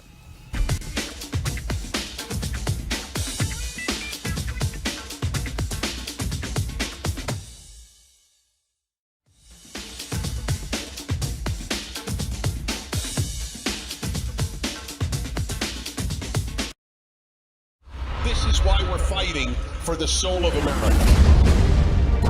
You should be able to share ideas without fear of being fired from your job or shouted down.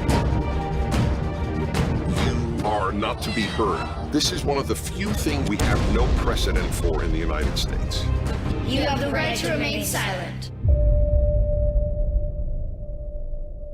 Look for Salem Now in the App Store or go to salemnow.com. There's no doubt about it. America is in the middle of a culture war. The battle between left and right is real. One side believes in American greatness. The other wants to tear it down. The Salem Radio Network and the Salem Podcast Network is looking for a few warriors who are already fighting this war.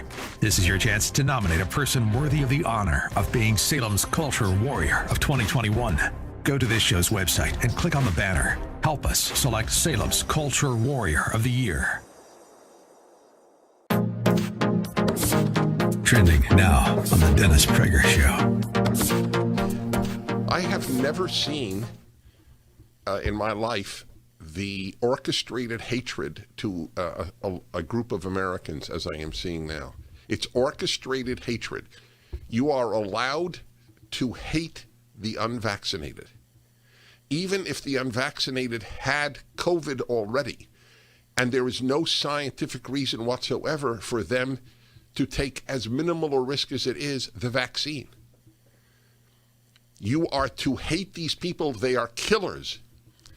They are killing you and themselves. This is this piece of crap governor of California on television. Keep up with what's trending. Subscribe on YouTube and at rumble.com.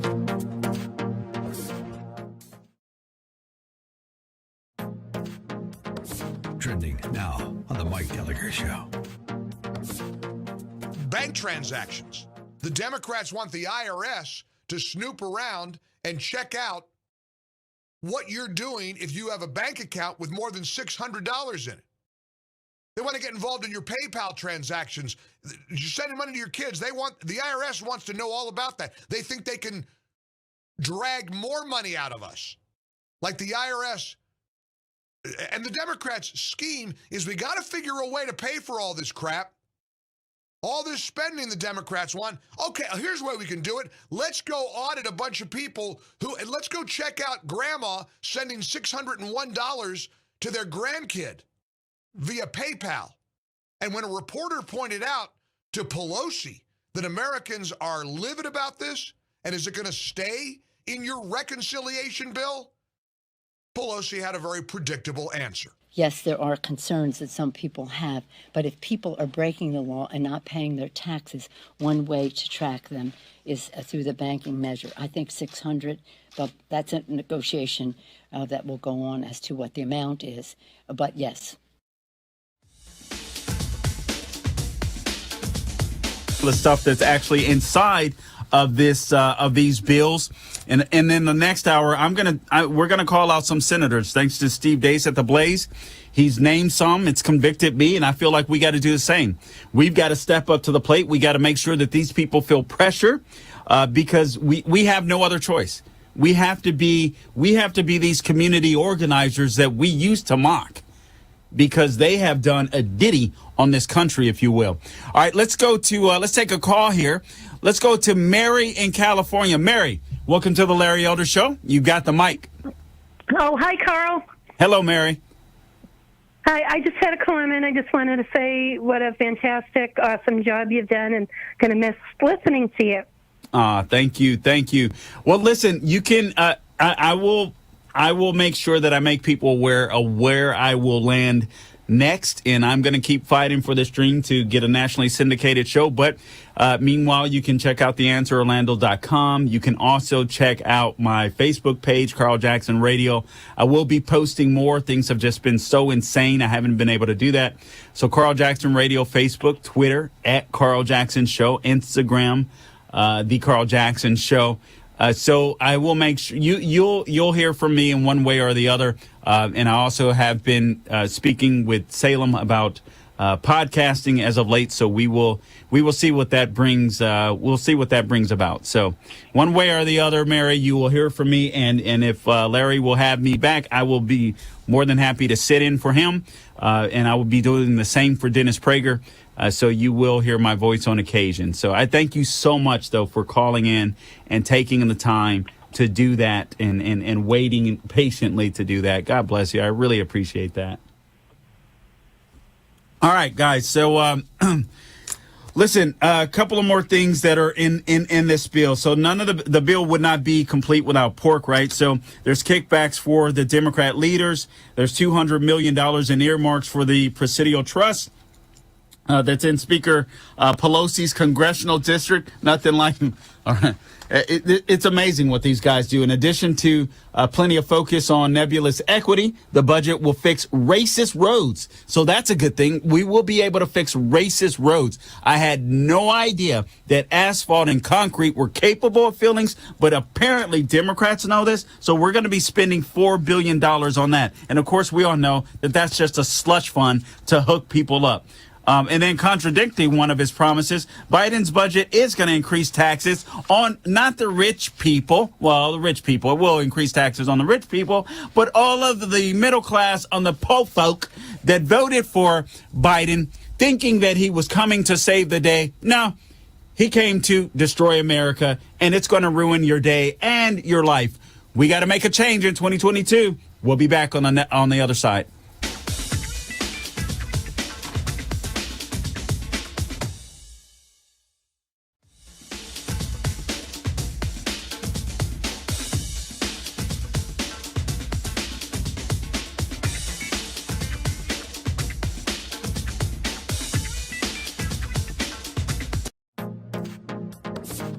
Trending now on the Dennis Prager Show. It's like a ripple throughout society. We've got Dr. Fauci hectoring everybody who's had COVID who didn't get a vaccination, even though they have immunity. But I'm talking about not the people who refuse to be vaccinated, but the people who've had it and yet we have 2 million people scheduled to come across the border in the fiscal year, and he's absolutely silent about it. That's right. He can't even utter the word. Well, it's like the silence of the unmasked demonstrators.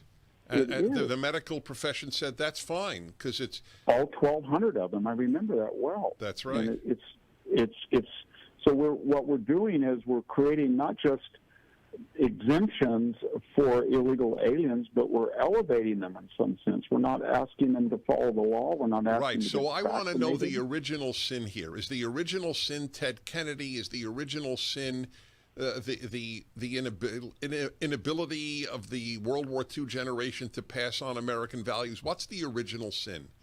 I think it's two things. It was the affluence and the leisure created by the 6%, just enormous affluence that was created, 6% a year GDP in the 50s and 60s, and we created the most leisured and affluent society, and it created certain expectations about human nature that create a guy like Ted Kennedy and create his idea that we're so wealthy, we're so powerful, we're so liberal, we're so wonderful that we're going to extend this and feel so good about ourselves and start deliberately having a policy where we don't apply the old rules of assimilation, integration, or border enforcement. Keep up with what's trending. Subscribe on YouTube and at rumble.com.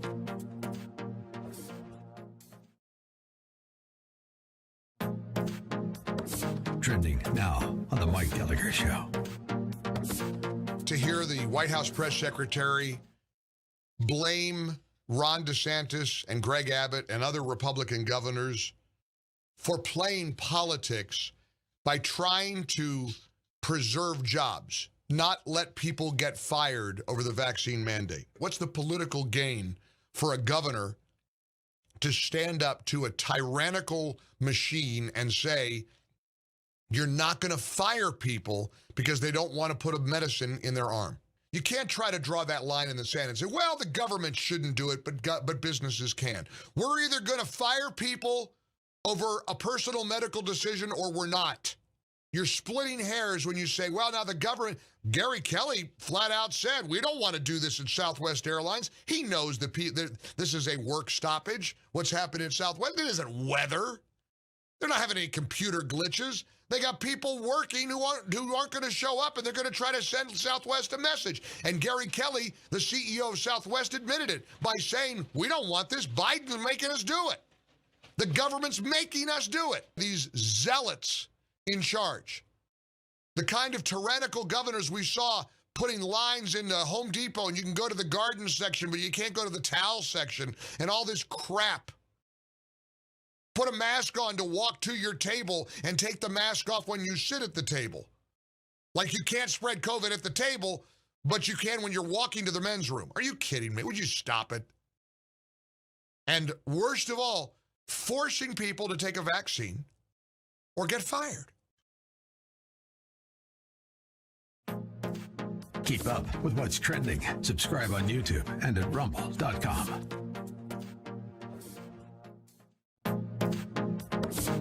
Trending now on the Larry Elder Show.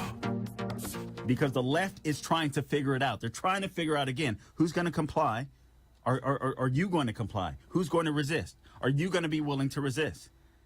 How much power and coercion, this is what the left is trying to figure out, will it take to break the rest of us, the nonconformists? And who are the reliable, useful idiots? And sadly, there's plenty of those in the media. I've been telling you time and time again, we can't trust our institutions, the media being one of them. If you want to know what the left is thinking, you can look at the New York Times. You can figure out the angles they're coming from. There's other places, Vox, Slate, so on, etc. You can figure out, and you should know where they're coming from. Quite frankly, Washington Post is another one. Huffington Post is another one, and you can figure out where the left is coming from. Keep up with what's trending. Subscribe on YouTube and at rumble.com. Trending now on America First with Sebastian Gorka. The image of Superman in a homosexual kiss. Because DC Comics, I guess they don't want to sell comics. And now the new Superman, the son of Kal-El, is going to come out as gay, or as Jeff pointed out, I guess he's bi, right? Whatever, who cares? But here's the bottom line. This is beautiful. I hope Media Matters is writing this one up. Hey, Zachy Poo, are you typing?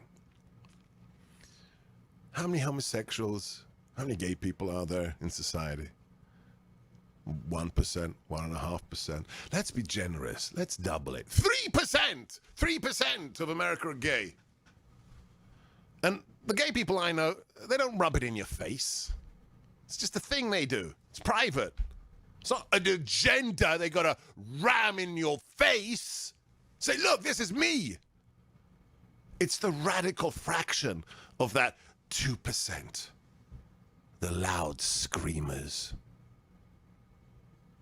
The identity politics harridans. So why are you trying to placate a fraction of 2%? It's dumb business sense, really. Means you're weak. It's not courageous to have a gay Superman. It's the opposite. You're a panderer. R.I.P. Commander Bond. R.I.P. Kal-El. Rest in peace, Superman. Keep up with what's trending. Subscribe today at rumble.com.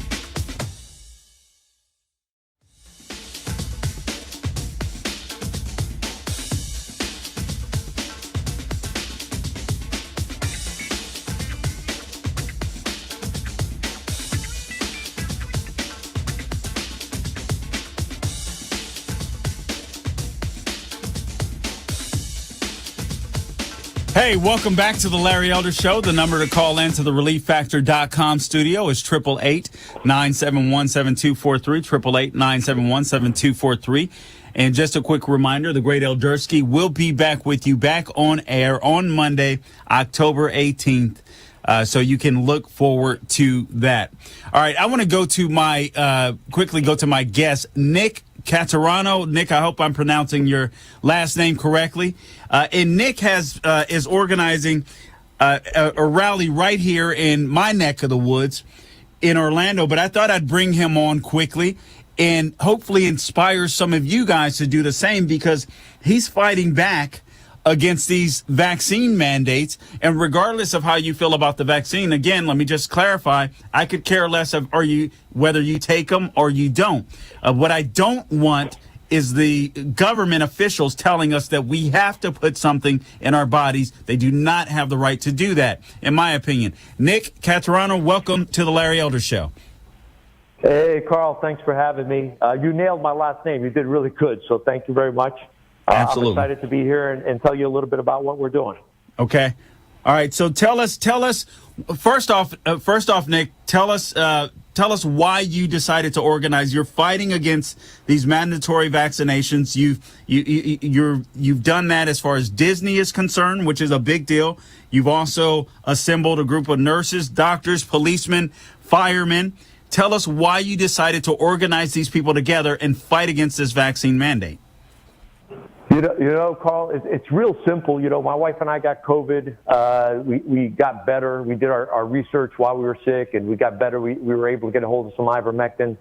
And as we started looking deeper into early treatments, and in the state of Florida, as the hospital rates were going up on that second wave, and the Governor DeSantis brought in the monoclonal antibody clinics, we saw the rates just drop. Hospitalization rates drops, death rates drop. And I realized something there, that those high hospitalization rates and death rates didn't have to be with early treatments. And the fear it creates and the people suppressing the truths of those early treatments, we're kind of using this fear to scare everybody and intimidate everybody and only give them one choice, which was the vaccine, which I don't believe is a one-size-fits-all. So as I began to understand that a little better, and I saw the mandates rolling out in Disney, and many people were isolated, they were scared in this political climate, they didn't think anybody else thought like them, they didn't know who to talk to or what to do, I decided to take a stand, and I wrote an op-ed, an open letter to Disney, and I put it on our website called goofyvaccine.com, and anybody could read it there, and I decided to take a stand. And as one person, I didn't know how much influence I would be able to have. But as I took a stand, so many people started rallying around me in support system. Wow, here in Central Florida. We have a group called CCDF, County Citizens Defending Freedom. And I'm happy to also announce now that we are launching our lawsuit. This is news that I haven't told anybody. We're launching our lawsuit against Disney, against the mandates, with a legal team that's going to be headed up by Jeff Childers, who was the one who had the victory in Gainesville for city employees to have that injunction against the mandate. Good for you. We started real simply, but if people around the country will begin to take a stand where they are, amazing things can happen. And there's so many people that are just silent and scared, but they're safety in numbers, and a lot can be done. And there's a lot more than people, like-minded people in this situation that believe in freedom than don't. And you just got to take a stand where you are, even if you're by yourself, and watch people rally around you. Well, Nick, you're obviously a leader, and I'm impressed by that. And obviously, what you're witnessing is the fact, and we see it happen often. How courage it's contagious. Sometimes people just need that leader to step up, and obviously you did that. And as a result, you're seeing results. Will you tell people, maybe you're inspiring someone else out there to do the same thing? And congratulations on the lawsuit. I'm ecstatic about that, because I got to tell you, Nick, I don't like the way Disney has been going lately. It's been a little frustrating to me, but beyond that, this vaccine mandate, I think, is just absolutely laughable when you have so many people in the park. There's no doubt in my mind that the disease have been spreading. No telling how many people had natural immunities like yourself, and the fact that we're not talking about science, natural immunity, therapeutics. So anyway, I'm really glad to hear that. Tell people real quick how you organize. What was your first step? What did you do? What do people in your mind need to do? Someone out there, Nick, wants to copy what you've done thus far. How do they start? What do they do? Carl, I could speak for myself. I'm a man of faith. I'm a Christian. First place I started was on my knees. And I just asked God, what do I do here? And it became really obvious. You just have to take a stand. I mean, you just have to speak up. And for me, it was writing this op-ed and then just letting everybody know I was taking a stand. It doesn't have to be real complicated. It just has to, reach out to your local legislators, reach out to the people around you, and just if you start that process, I used to talk about the sailboat, right? You can have a beautiful sailboat, but if you don't put the sail up, it's not going anywhere. And I think the first step is just being resolved in your mind to take a stand and then go from there. And there's so many people around you, and there's people to support, the firefighters, the frontline workers, first responders. We have the airline workers, transportation workers now. We have us. People all over the country are standing up for freedom, and they need your support. So it's not just for you, it's for everybody. And the more we all stand up and get together. And I'd like to say also that our legislators, I know we have Representative Anthony Sabatini here, who has passed legislation that's just waiting to be voted on. We need to encourage your legislators, your local politicians. There is legislation all over the country that just needs to be voted on, and I don't know why we haven't been able to do it here. Jeff Childers, our attorney, also has legislation at the state waiting for it to be voted on. Montana has passed the law. Arkansas has passed the law. Texas, by executive order, has passed the law against private company and mandates like the other two states. And all we're waiting on is for Governor DeSantis to he can use his executive order and then bring it into law and stop this from private companies. So I'd really like to encourage Governor DeSantis, and I'd really like to encourage everybody to encourage their elected officials, their governors, their legislators, their senators to stop these things. And if you want the vaccine or not is not the issue. We're talking about freedom of choice. Right. And it's a slippery slope from here if we don't draw the line in the sand to stand for freedom at this point. Well, I got to tell you, I think the issue when it comes to the state legislators in Florida is it's courage or the lack thereof. You spoke of this young man, Anthony Sabatini, and I think I hope to God that he does make it to Congress. I think he will be great. There's another one, Willie Montague. I hope the two of them. One, Sabatini in a district I used to live in, Willie Montague in a district I currently live in. So anyway, these are guys that are fighting to get elected, but we need to start searching for fighters like them. And I definitely, listen, Nick, I appreciate your time. I appreciate what you're doing. If someone wants to help out your cause, how can they do that? We do have a GoFundMe page. If you just go to goopyvaccine.com, you can sign up for the newsletter, and I'll be sending out information from there. Also, we're having a big rally at Lake Viola in Orlando for those who are in Central Florida, and we're inviting everybody. It's going to be a big umbrella of people standing for freedom, and we'd love to have you come join us out there. Once people start seeing the numbers, they start paying attention. And if you know, like France and Italy and all these European countries, there's millions of people standing up, but the United States, for some reason, is really lagging behind. I don't know if they really understand what's at stake. So I don't think they do. Nick, we're in the rally. Huh? We're just running out of time. But Nick, listen, I appreciate you coming on. That's Nick Catarano. Really appreciate what you're doing, man. God bless you. Thank you for standing up. You too, Carl. Thank you. All right, take care. All right, this is Carl Jackson in for Larry Elder. We'll be back on the other side.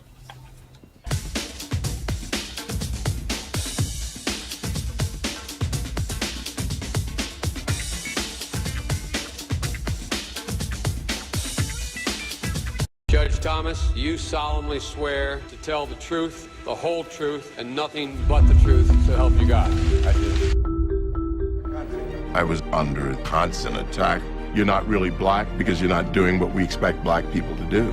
This is the wrong black guy. he has to be destroyed. So you'd still like to serve on the Supreme Court? I'd rather die than withdraw from the process. Look for Salem Now in the App Store or go to salemnow.com. This is why we're fighting for the soul of America.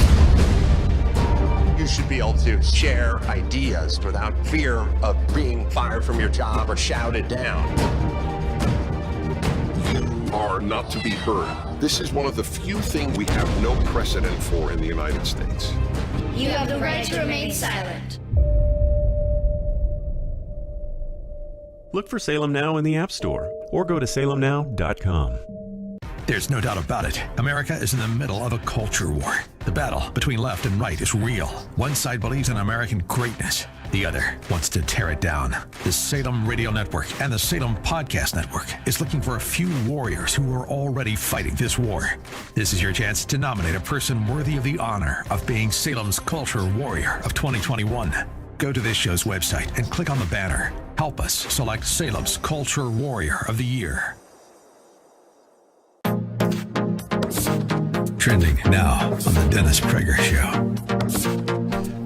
I have never seen in my life the orchestrated hatred to a group of Americans as I am seeing now. It's orchestrated hatred. You are allowed to hate the unvaccinated. Even if the unvaccinated had COVID already, and there is no scientific reason whatsoever for them to take as minimal a risk as it is the vaccine. You are to hate these people. They are killers. They are killing you and themselves. This is this piece of crap governor of California on television. Keep up with what's trending. Subscribe on YouTube and at rumble.com. Trending now on America First with Sebastian Burka. He is America. Captain America's trying, but nah, not so much. It's Superman. That's why kids have loved him. Adults have loved. When I saw Superman, I was 8 years old, and I saw Christopher Reeve. You believed a man could fly. And I wanted to be an American, and now I am. But they've killed it.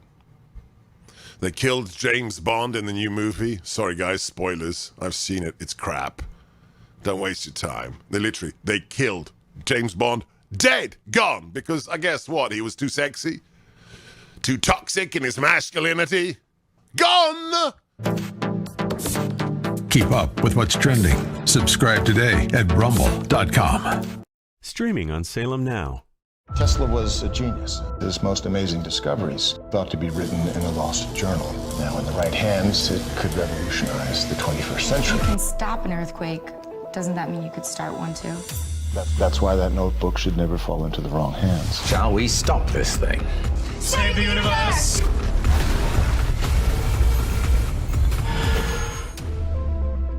Look for Salem Now in the App Store or go to salemnow.com. Judge.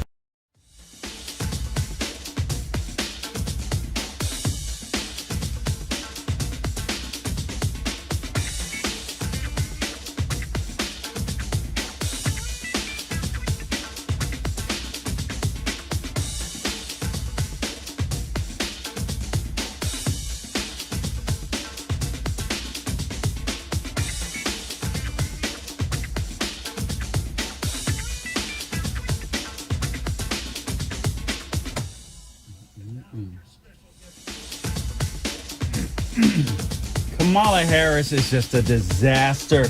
Now she's lamenting America's shameful past. This coming from a woman. This coming from a woman, I mean, who literally comes from a heritage of slave owners. This is the America that we live in today. Honestly, I know a lot of people are fearful of Kamala Harris, and they believe that she'd do much more damage to the country than the Biden administration. Maybe they're right. I just don't see that. This lady is complete and utter disaster. She's completely incompetent. not able to perform her duties as vice president. I mean, for God's sakes, she had to, they had to hire a bunch of kids to act and pretend like she was likable. That's how bad and disastrous this lady is. Some days I feel sorry for her because she's just so fake, and it's like she can't escape it. But this is what happens when you hire people based upon what's between their legs and the color of their skin rather than based upon merit. And that's part of the reason as well, even though I do believe that the Biden administration wanted to manage the decline of America. I believe that's why it's in utter free fall. And now people are starting to run away from the guy because they're completely incompetent. His administration is incompetent because they hired too many people, not based upon merit, not based upon accomplishment, not based upon achievement, not based upon what they could do, not based upon whether or not they were successful, but based upon, the color of their skin, what's between their legs, their sexual orientation. That's just dumb.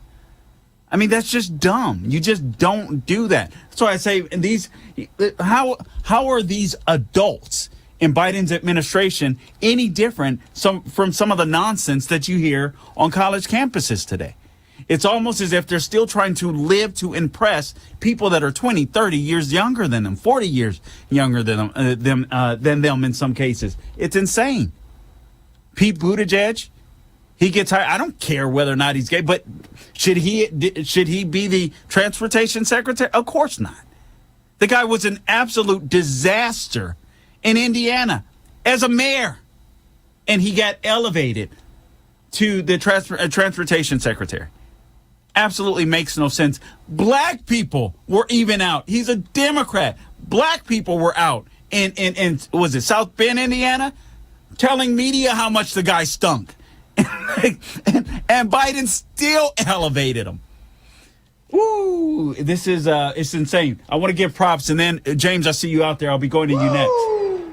I want to give props to Job Creators Network. You guys know that Job Creators Network is a sponsor of this program, but they're out doing great work. Make sure you go to jcnbustour.com and you can check out some of their tour stops. But these are people that are fighting for small businesses that are the backbones of America. That is the backbone of America. Or, Biden is trying to break our backbone right now. But nonetheless, JCN is doing their putting in work. So JCN, or Job Creators Network, one of America's largest small business advocacy organizations, has erected another billboard hat tip to Breitbart in the heart of Times Square, this time calling out the Joe Biden White House over its vaccine mandate for private employers with 100 or more staff members. So no official rule, as we know, has been released by the Labor Department or OSHA, but a draft was delivered to the White House for review. The mandate will hit hundreds of thousands of U.S. businesses, employing millions of workers who will soon be asked to get vaccinated or undergo weekly coronavirus testing. The order is also expected to hold business owners responsible for covering paid time off for workers to receive the vaccine for basically $14,000. But what JCN put up in the middle of Times Square, there's a big, humongous billboard that simply says this: "Hey, Joe, time to let the mandate go. Stop making small businesses your vaccine police." And I know that may seem insignificant, but I guarantee you this is right smack in the middle of Times Square. There's not a lot of New Yorkers hearing basic, simple arguments like this. Who knows? Small business owners that may still be operating in the area may see this and maybe it'll strike a chord. Yeah, these people are right. And that's all you can do. Just share the message. So props to them for putting up that billboard. I think it's a big deal. So props to Job Creators Network. Again, jcnbustour.com, jcnbustour.com. Let's take a call. Let's go to James in California. James, welcome to the Larry Elder Show. You've got the mic. Thanks, Mr. Jackson. I think you're probably already number one, and you should have taken over for Rush instead of those awful people. Anyway, I need to help, please, with a question. We've been saying for many years that communism has never been successful. And when I tell people this, they tell me, it's accessible right now in China, and I don't know how to answer that. I need your help, please. Okay, so James, that's ridiculous. It's not successful in China. I'll tell you what's been successful in China. It's been American weakness. It's been American incompetence. We've literally here's what we've done. And this is what Trump discovered. This is where you got to give him props when it came to fighting back against China. Basically, what we did was we outsourced our middle class. We sent manufacturing over to China. The only reason why China has the type of power and the money that they do is because, like idiots, we gave it to them. So they have this mixed system, but Xi Jinping is cracking down. They're going communism, and I think this is going to kick them in the butt. But what they've been doing is they've been stealing our ideas, stealing our intellectual property, and we've been giving a lot of our manufacturing to them, which is the only reason they have been able to rise and be as prominent as they have been. It's because we've been weak.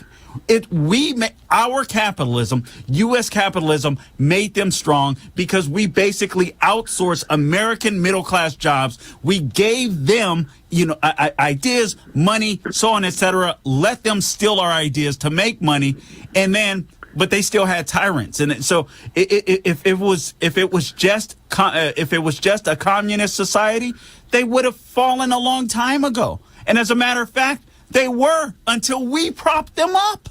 So, James, just tell them the reason why China is so strong, because as Americans, unfortunately, we were idiots. We need to start manufacturing more right here in the United States. And I got to tell you, China is making moves, so it's got me a little nervous.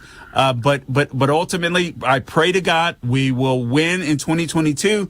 We will get a better president in 2024, whether that be Trump, DeSantis, and we'll start kicking some China booty again. And I'm not talking about any other Chinese people that happen to be American citizens, but I'm talking about your communist China. I hope to kick more communist China, but if Trump or DeSantis get in. James, thank you so much for the call. I appreciate you being out there and listening. We'll be back in a few. Portions of the Larry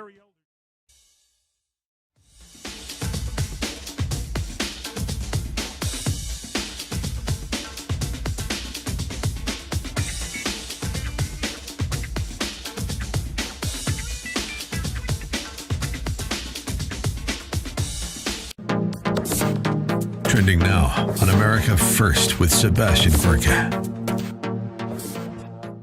Mark Milley admitted yesterday that for that pathetic pseudo-journalist Bob Woodward, for his new blockbuster dishing book of scandal, Mark Milley gave him hours of interviews. Hours? Sorry. How busy should the chairman of the Joint Chiefs be? Just curious.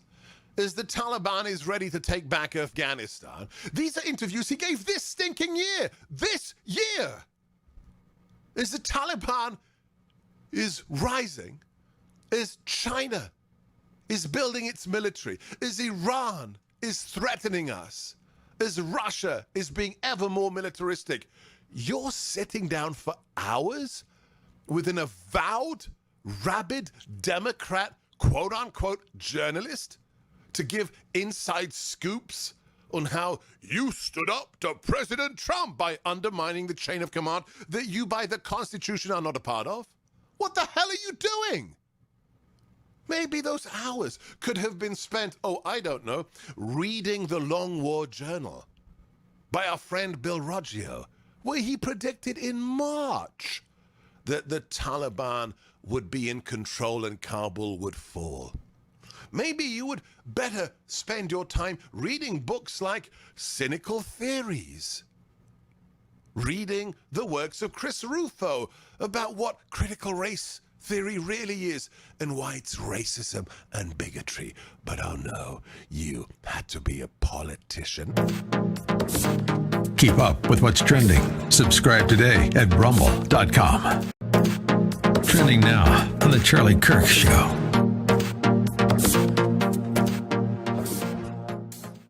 when there is a clash on the left between separate preferred activist groups. Who gets preference? Who wins? Now, on the left, they have a hierarchy. Not any different than a hierarchy that you would have in any sort of organization. You see, when the left has a moment of disagreement or conflict, it is very important to realize that there is a structure of what matters more than something else. I wrote a piece for humanevents.com where I wrote, it was literally called, "This Matters More Than That." Now, a great example of this is when Fauci, the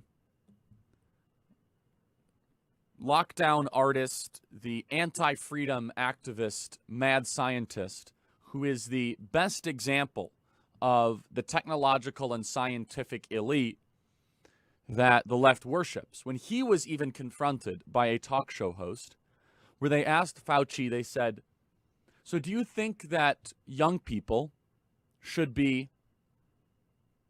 stop hooking up via Tinder and basically having very promiscuous relationships?" And Fauci said, "Well, you have to understand there's some risk to that." He didn't denounce it because he understood that if he came out against promiscuous behavior for young people, there'd be a revolution. Keep up with what's trending. Subscribe on YouTube today.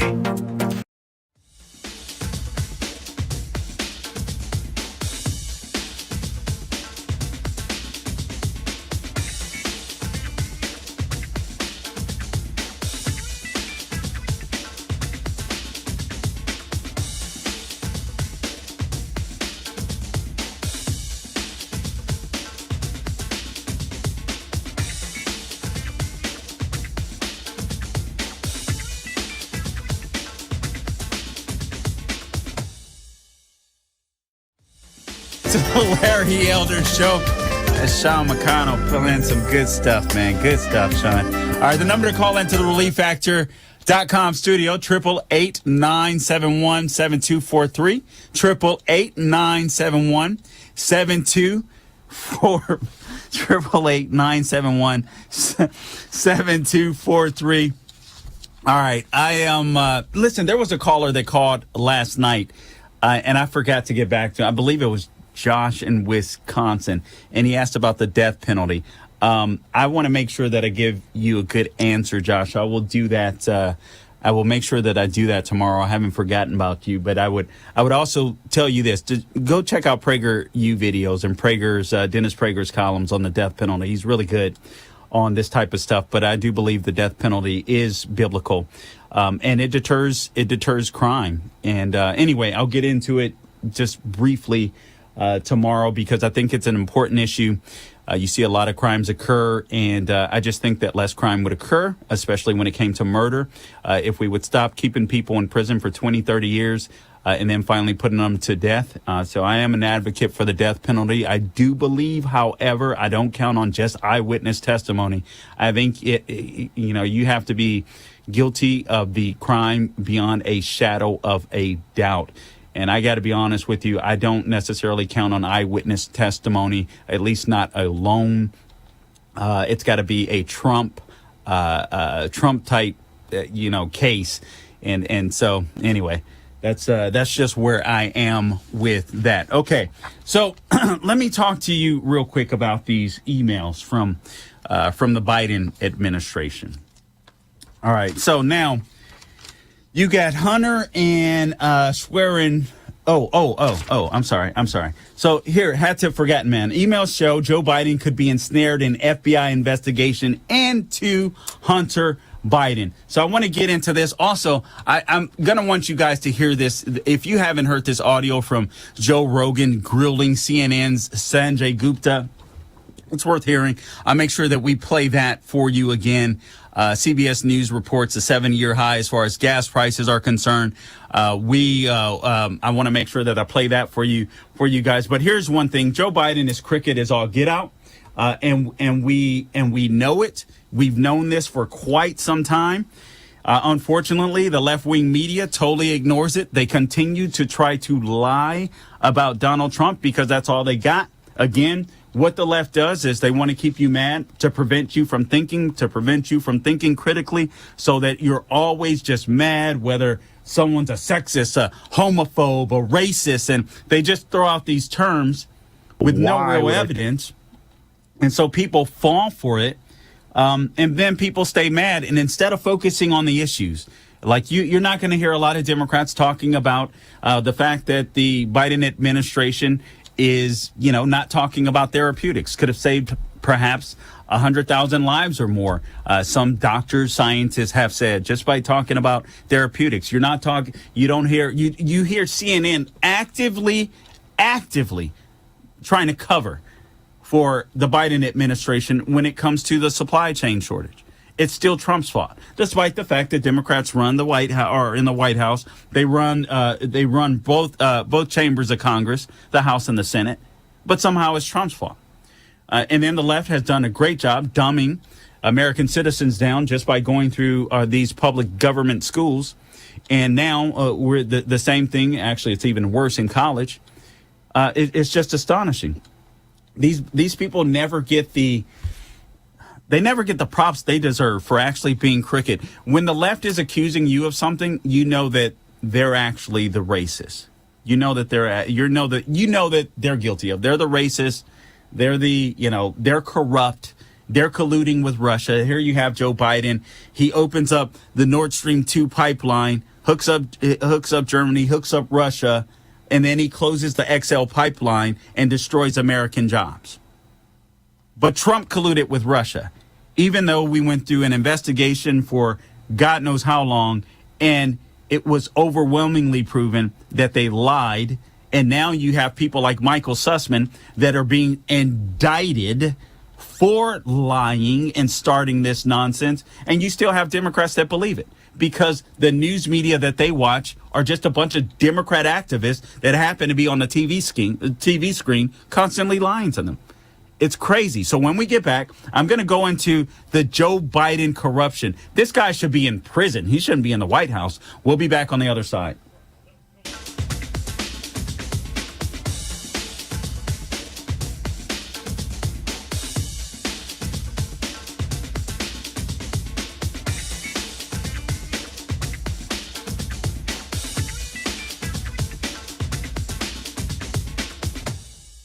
How 1 million children were placed with local foster families. Parents from all walks of life share their stories of overcoming the one-child policy by taking in orphans.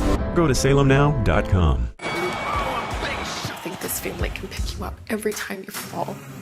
Every time I take one step forward. When Wright came in this morning, he wants to fight you. No one expected this out of him. Look for Salem Now in the App Store or go to salemnow.com. 57 Muslim states in the world, 1 Jewish state. Jewish people returning to the hills of Judea. There's hope here, if you know where to look for it. Look for Salem Now in the App Store or go to salemnow.com. Streaming on Salem Now. Tesla was a genius. His most amazing discoveries thought to be written in a lost journal. Now, in the right hands, it could revolutionize the 21st century. You can stop an earthquake. Doesn't that mean you could start one too? That's why that notebook should never fall into the wrong hands. Shall we stop this thing? Save the universe!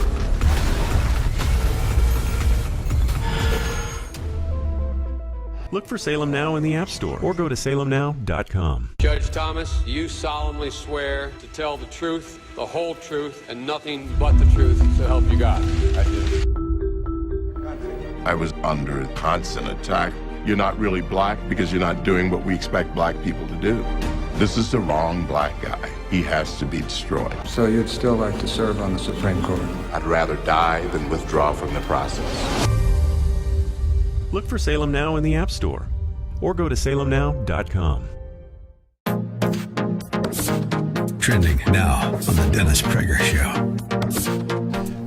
I have never seen in my life the orchestrated hatred to a group of Americans as I am seeing now.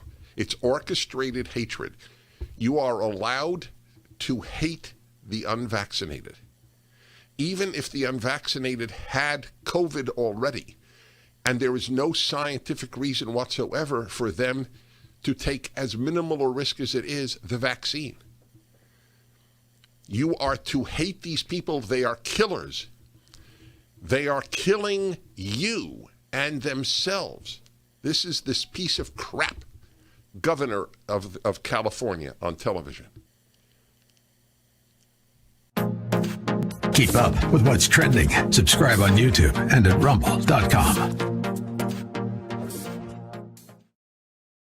This is why we're fighting for the soul of America.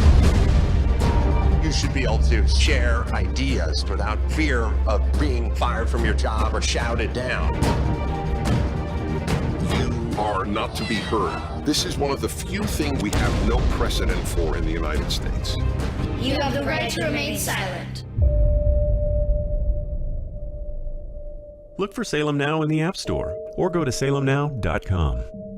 There's no doubt about it. America is in the middle of a culture war. The battle between left and right is real. One side believes in American greatness. The other wants to tear it down. The Salem Radio Network and the Salem Podcast Network is looking for a few warriors who are already fighting this war. This is your chance to nominate a person worthy of the honor of being Salem's Culture Warrior of 2021.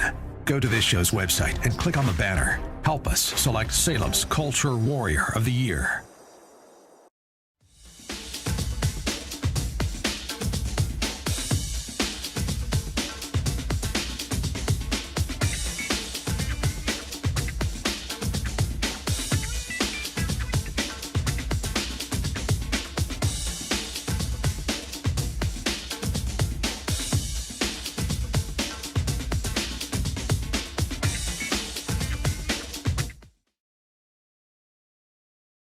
Radio 888-971-7243, 888-971-7243.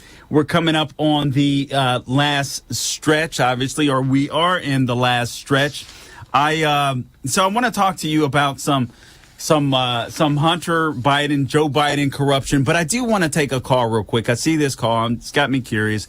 So let's see where it goes. Let's go to Sean in Crown Point, Indiana.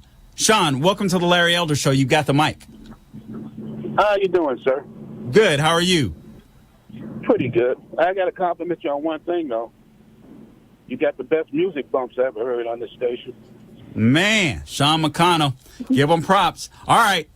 So you complimented me there, but let's go to why you decided to call. I have to go through this again, sir.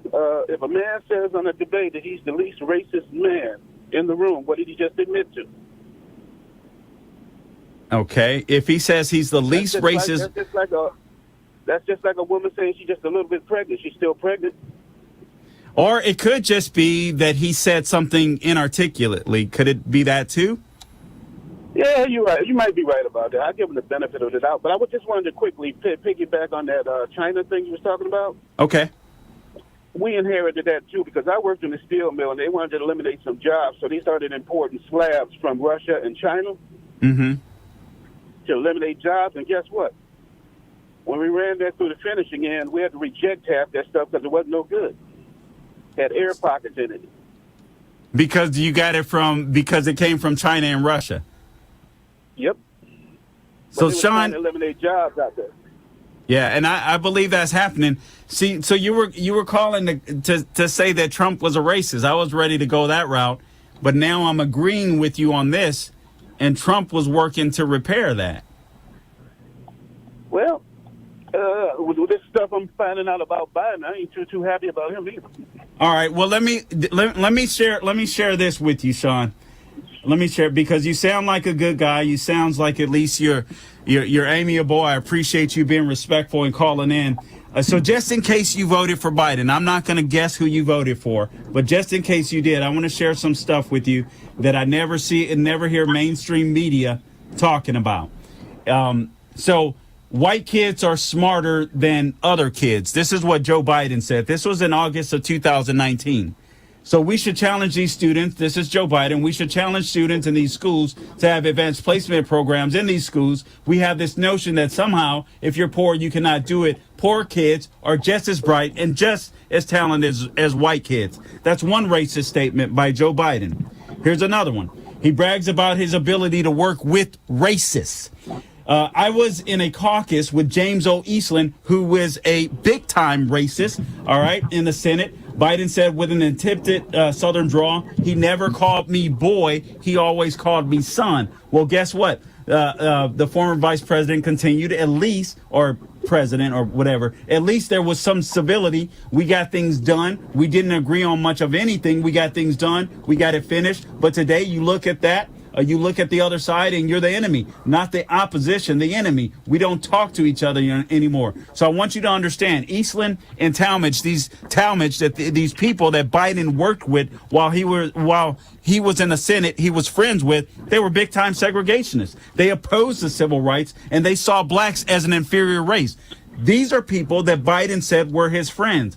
Biden also bragged about segregation in 2019. He said, he brags about segregationist Democrats not calling him boy like he called other people boys. And then in 2017, he appears to use this racist term roaches to describe black kids. That was back in 2017. He mocks Indian Americans back in 2006. He said you cannot go to a 7-Eleven, a Dunkin' Donuts, unless you have a slight Indian accent. And he says, I'm not joking. And then in 2007, he describes Barack Obama as bright and clean and articulate for a black person. This is Joe Biden. We're not talking about Trump. This is just straight up Joe Biden. And then he uses this anti-Semitic term, Shylock. This was back in 2014. I can go on and on and on, Sean.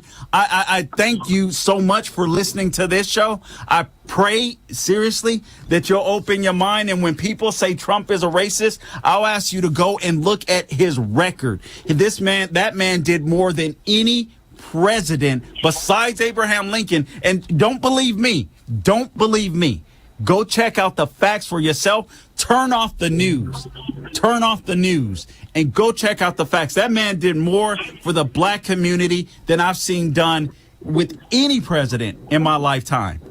Whether it came to HBCUs, when it came to where he was literally, now I forget what it's called, where he was literally going into low-income black communities and trying to make sure that people would invest in those communities, and they were given tax incentives for doing so.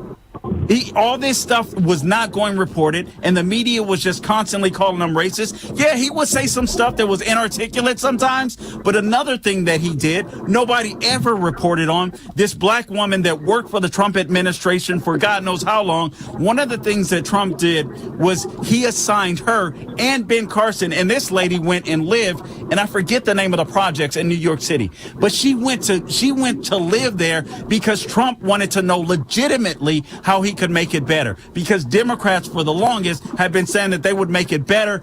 People were having problems with their AC units, rats, you name it. So Trump had her live there so he could figure out how to help black people and really make it better. Ben Carson did the same thing. He didn't live there, but he did the same thing. The media never reported it. Sean, I'm telling you, they are lying to you. They will play clips where, yes, sometimes he sounds inarticulate, but when he said he's the least racist person, listen, don't believe it's just because everybody's racist. The guy was just inarticulate. He was a good president, but let's be honest, he didn't say things the right way. But I can give you evidence after evidence. Biden came into the Senate working with segregationists. Man, just don't believe the hype.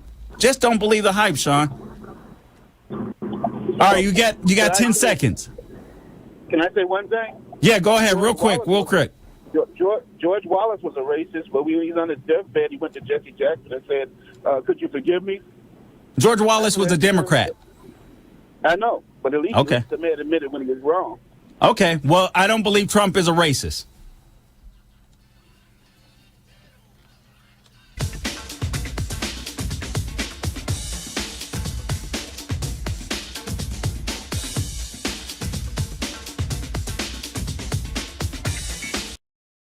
There's no doubt about it. America is in the middle of a culture war. The battle between left and right is real. One side believes in American greatness. The other wants to tear it down. The Salem Radio Network and the Salem Podcast Network is looking for a few warriors who are already fighting this war. This is your chance to nominate a person worthy of the honor of being Salem's Culture Warrior of 2021.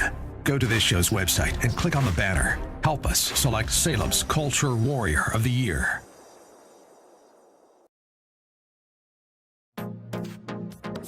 Trending now on the Mike Gallagher Show. Bank transactions. The Democrats want the IRS to snoop around and check out what you're doing if you have a bank account with more than $600 in it.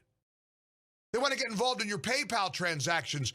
You're sending money to your kids. The IRS wants to know all about that. They think they can drag more money out of us. Like the IRS. And the Democrats' scheme is we got to figure a way to pay for all this crap. All this spending the Democrats want. Okay, here's where we can do it. Let's go audit a bunch of people and let's go check out grandma sending $601 to their grandkid via PayPal. And when a reporter pointed out to Pelosi that Americans are livid about this, and is it going to stay in your reconciliation bill?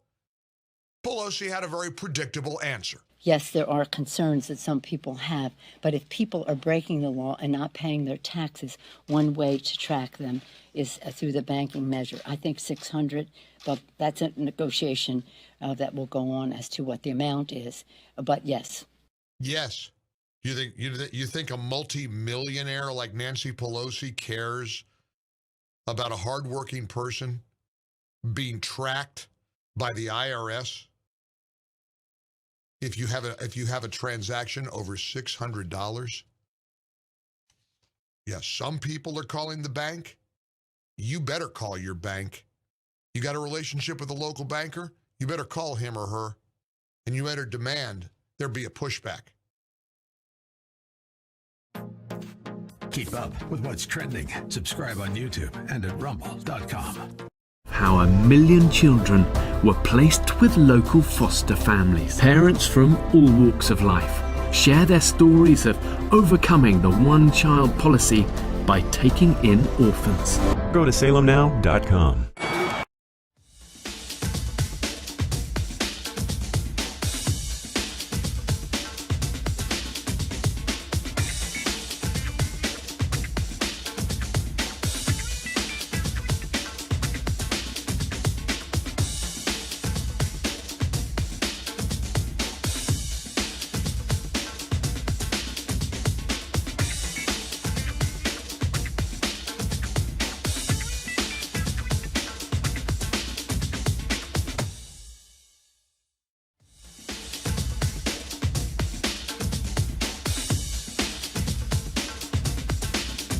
Larry Elder Show with special guest Carl Jackson. All right, welcome back to the Larry Elder Show. Listen, Carol, I see you out there. Unfortunately, I can't take your call tonight. We're just running out of time, but I love you so much. I hope you'll call back in tomorrow a little earlier. I just want to go through some of this Biden stuff. But Carol from New Jersey says, funny, white people paying Hunter Biden for paintings. It's because they're corrupt, Carol. So I want you to listen to this. I'm going to run through as much of this as possible in the short time that I have remaining.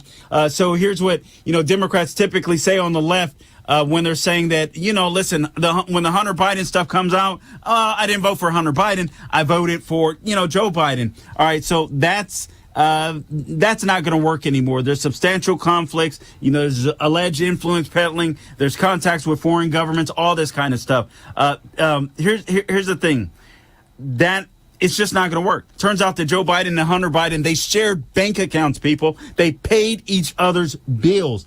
So now that the FBI is investigating Hunter's finances and potential money laundering and foreign business relationships, they may also trap Joe Biden. Is something going to come of this?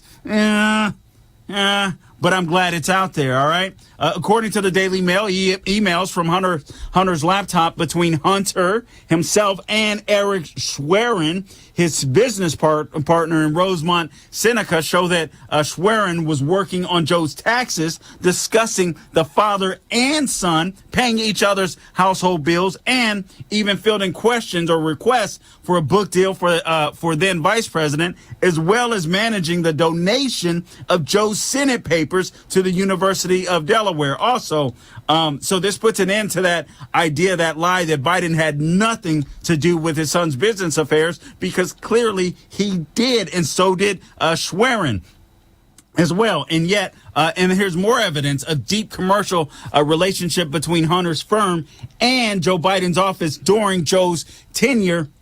Rosemont Seneca received special favors from the White House while Joe was in office, including dozens of tickets to exclusive 1600 Pennsylvania Avenue events and private tours for Rosemont Seneca. And when the aide to Senator Robert Menendez requested VP Biden host the U.S.